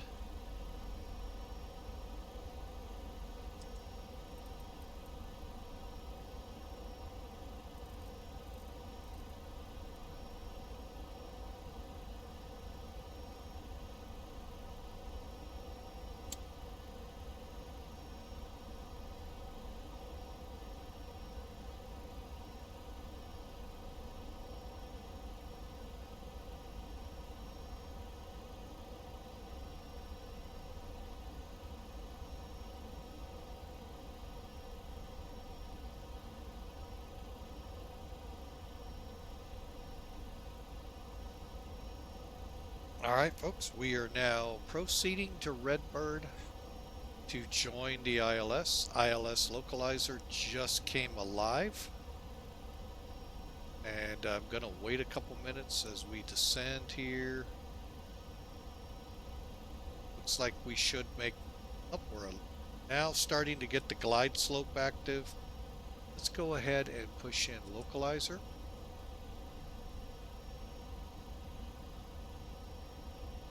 And what I'm trying to do is get us down to 220 and as we get ready to turn on, I'll begin slowing us to 180 before we start down the approach at 150.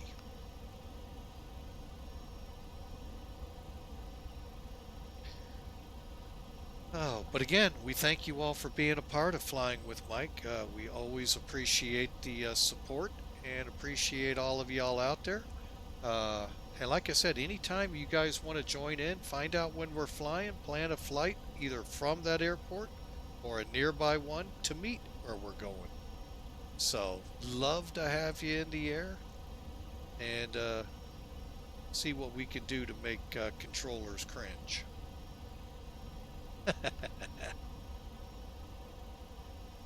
All right, so we're at 220. Steepen it up just a little bit.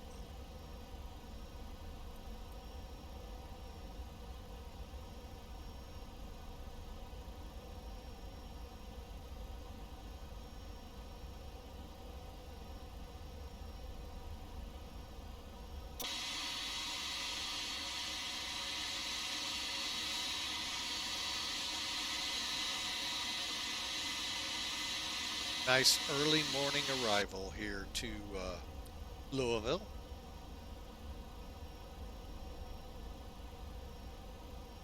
A flight normally saved and flown by the Airbus 300s that are still in service with FedEx. So that's why I chose the 767. Although the 757 would have been just as good. Don't have that aircraft either, so. Okay, we're now below the glide slope, so we'll switch to approach. And we're going to slow up to 180. Let's go to 160.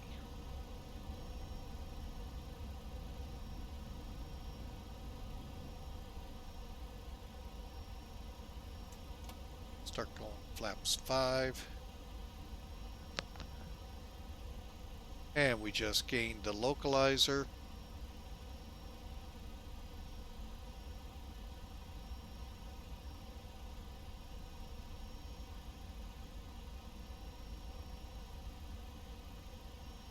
Matter of fact, I think I've got the runway in sight already.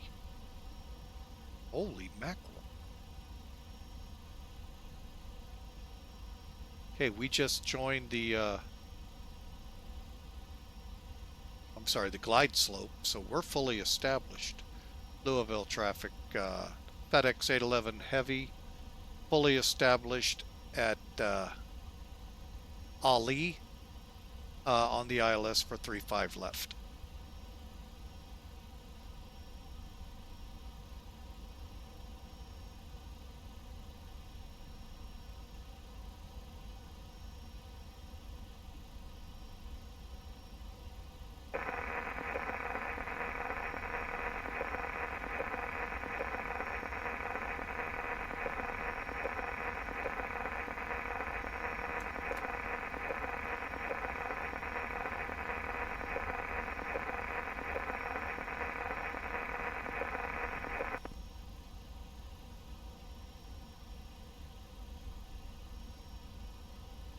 We certainly do have the runway, folks.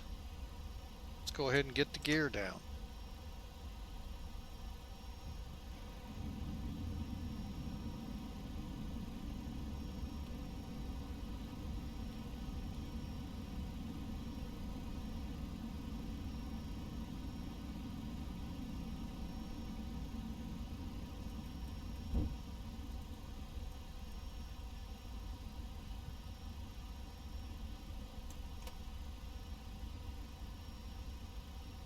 Okay, and we are coming in.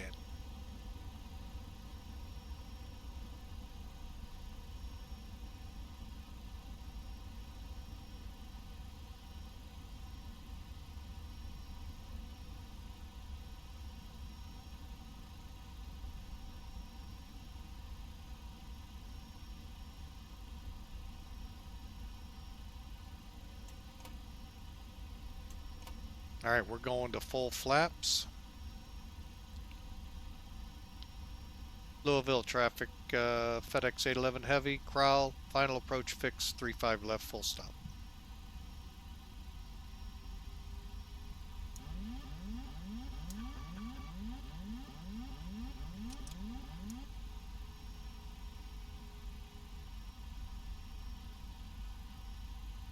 Alright, here we go, folks.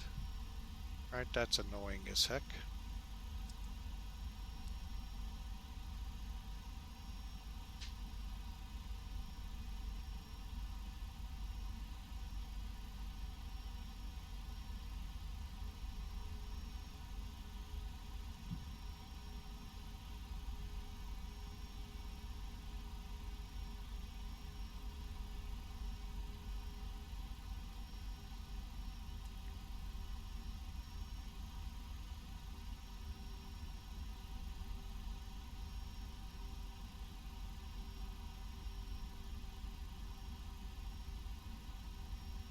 All right, folks, we are landing. 1,000. Okay, missed approach altitude set. Terrain.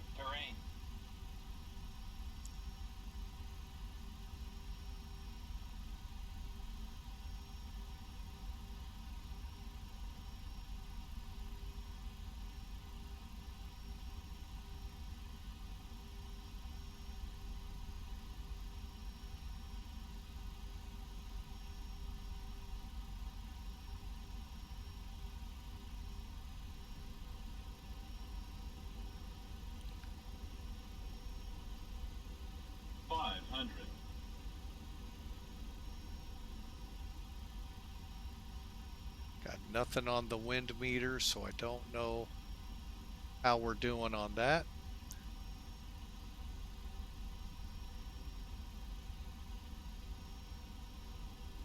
Nice shot of Louisville into distance. 100. 50. 40. 30. 20. 10.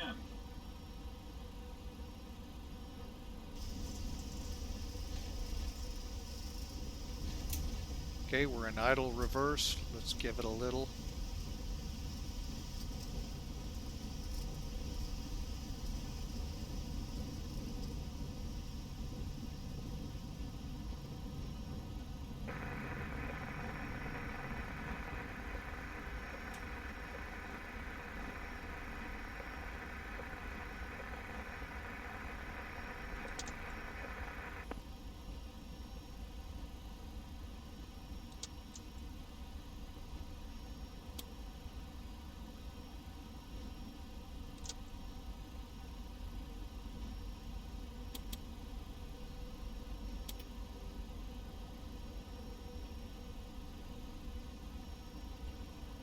And right there's FedEx, folks. Let's get off here and we'll clear, let everyone know they can land.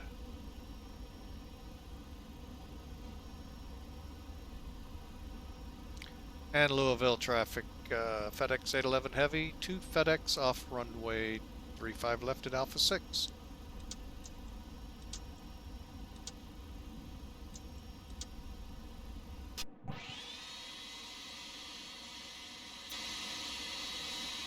Alright, so let's go through these checks real quick, folks, because we're right there. Lights off.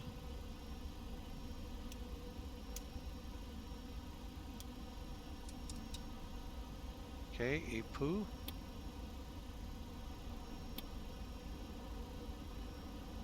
Alright, anti-ice. We didn't have anything else need to...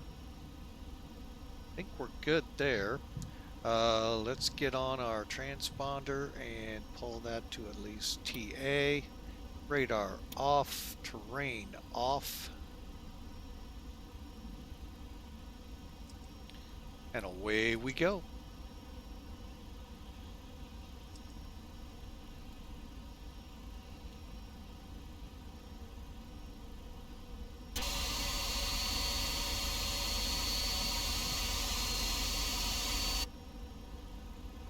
Might help to get the speed brakes down too.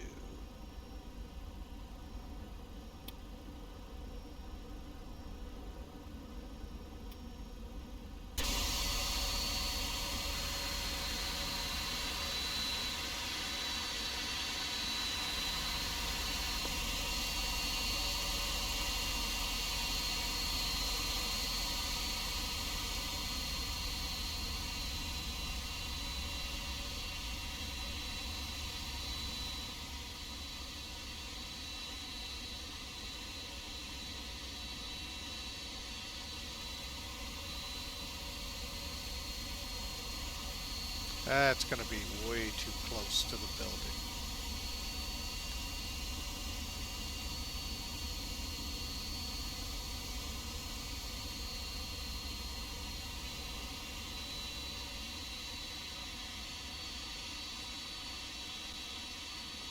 All right, folks, we are here in Louisville, home of UPS. We'll show you it in background here in a minute. Let's get across the movement line.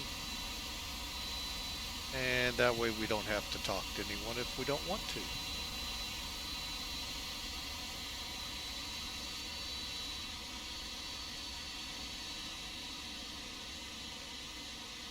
Okay, brake set. Parking brake on, generator off. All right, so let's turn the APU gen on. Okay. And that way the few people we have on board here handling anything is good.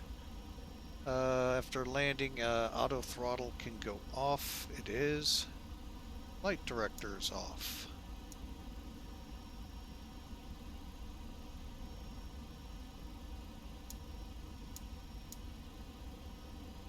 Okay, and transponder can now go to standby. Will be nice while we're on. Take it to out. All right, radar's off. And we did turn the bleed on, right? Yes. Okay. Shut them down.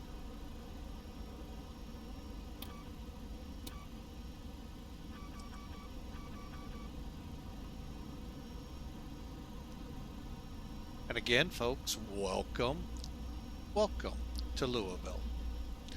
Nice little 2-hour stream so far, folks. Hope you've enjoyed. As we wind them down here. All right, let me get some credit here with FedEx. Hit stop, FDX 811, and log it.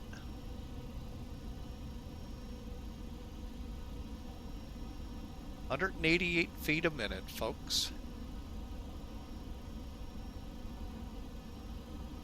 And Sim Toolkit, 117 feet a minute, folks. So let's clear that.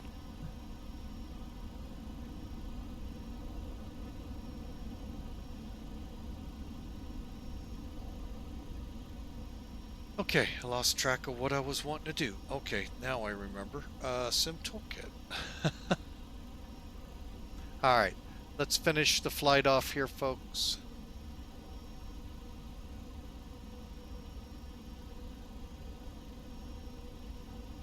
There's our FedEx flight 117. Let's dig into it a little bit, get the details. All right, so we flew 304 miles, about an hour of flight time. Full landing report we'll go with. Look at our landing speed, a little on the fast side, but boy, do I like what I see. All right, I said home to UPS. Well, as soon as this box clears, if it will, there it goes. There's UPS, the famous World Port Forum, or World Hub. I forget what they call it, but boy, look at that day sort, folks. That's a lot of airplanes. We're right in here. No, I'm sorry, right up here. Or am I in the right spot?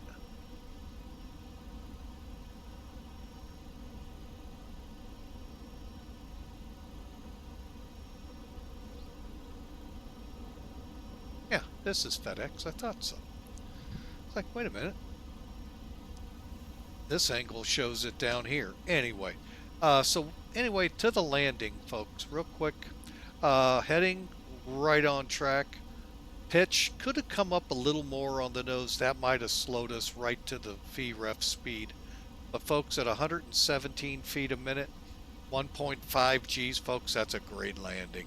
And if you look here, we have a displaced threshold, so you're not supposed to land in here. Starting from here is your threshold.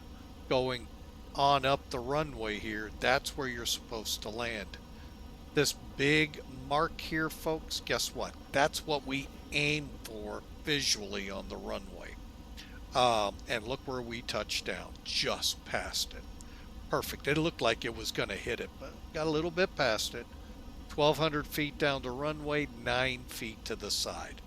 Folks, a beautiful run, beautiful landing. Glad I could make that for FedEx. They deserve it. They are such a great bunch of people. Again, if you haven't done the exclamation mark FedEx in my streams, that'll give it to you right there, how to get a hold of them.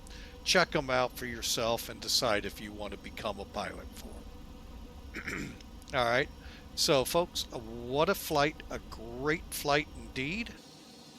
We haven't done anything to the plane because I am going to, first off, before I sign off, I want to make sure nobody's following us in and be rude and not watch their landings.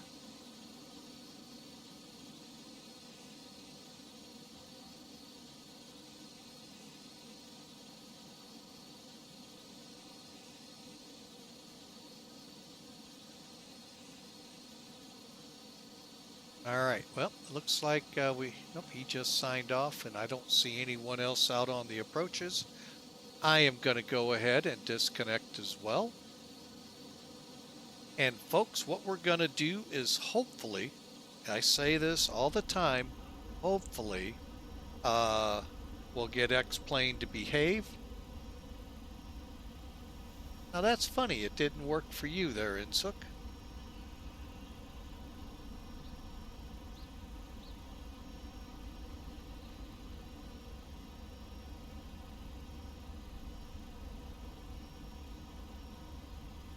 If you didn't catch it, it's the link right above you. If not, let me try. There we go. I don't know why it didn't come up for you. Interesting. Got some things to learn about. Why didn't it? Oh, you did see it? Okay. Anyway, so yeah, great bunch of people, folks. Great to work with software, good Discord channel. They get some events, pretty good ones. They somehow know my work schedule and just don't want me to participate because they always schedule them on days I work. It's a conspiracy, I know, and shame on them. And I actually think the CEO is in flight right now. Whether he's tuned in or not, it's a different story, but I do know when we took off, he was in flight somewhere else. So, let's give it a try, shall we, folks? Let's go back, take a look at this, if it will let us, and watch it again. Whoa, that'll work. I think that'll work. Altitude.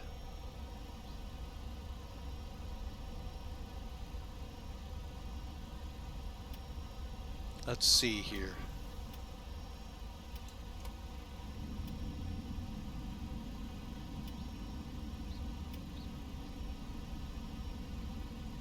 Oh, yeah. All right, folks. I'll tune it down just a little.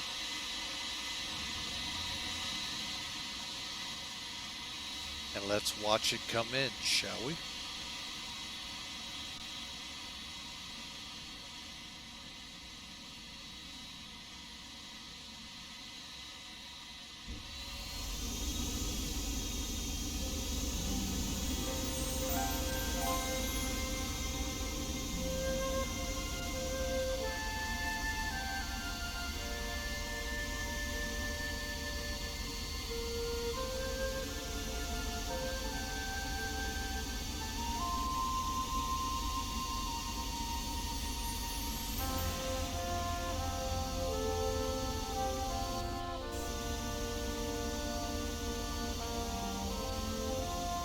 Really hate when it does that.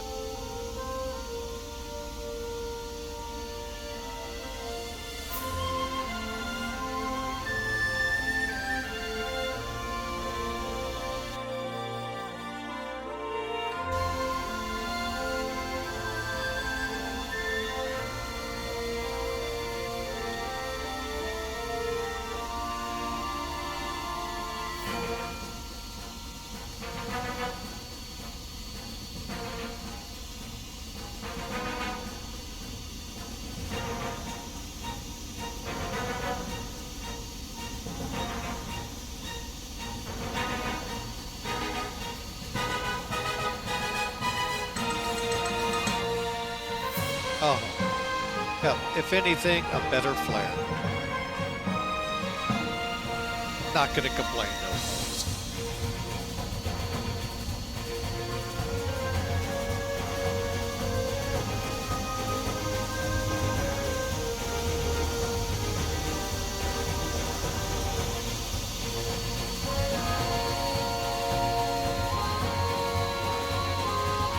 Oh, look at that. Very nice, very nice. One more time.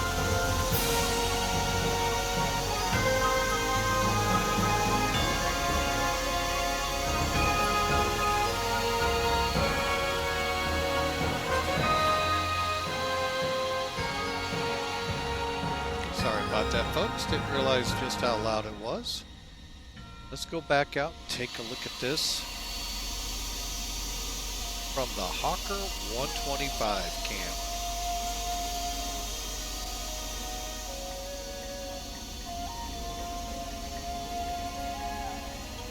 Wow.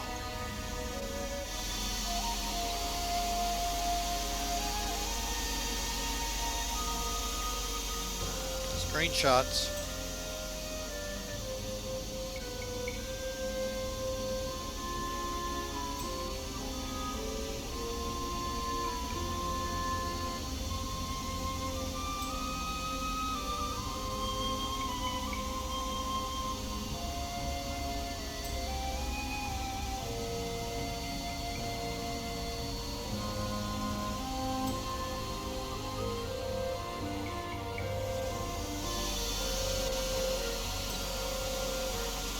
Last chance.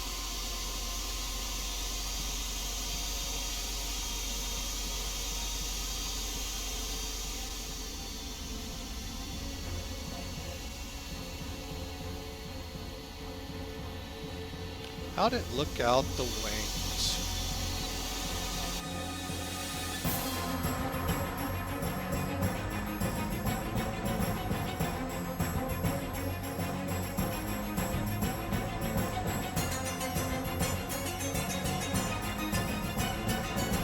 Nice.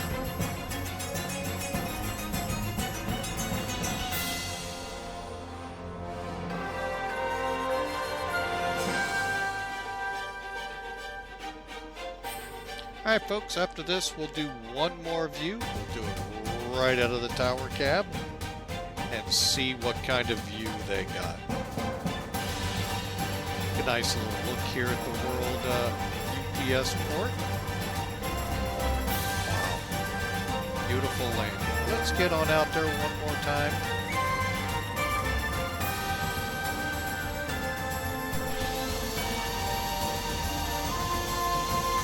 Here it comes. FedEx 811 Heavy. Short approach.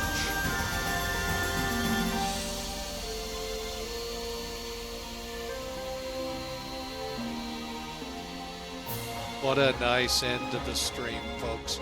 What a beautiful day, beautiful flight we had out of Greensboro into Louisville. I hope you all enjoyed, folks. I hope you all had some fun. And if you did, hit that follow button in Twitch, subscribe in YouTube.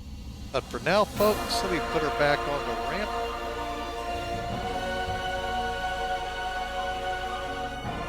And let's go ahead and call it a day. Folks, again, on behalf of Flying with Mike, I hope you all have a great day. And we will see you again here soon. Hopefully If not over the weekend, come Monday or Tuesday. So for now, y'all have a great day. God bless you all. We'll see you next time here at Flying with Mike. And as always, thanks for flying with Mike.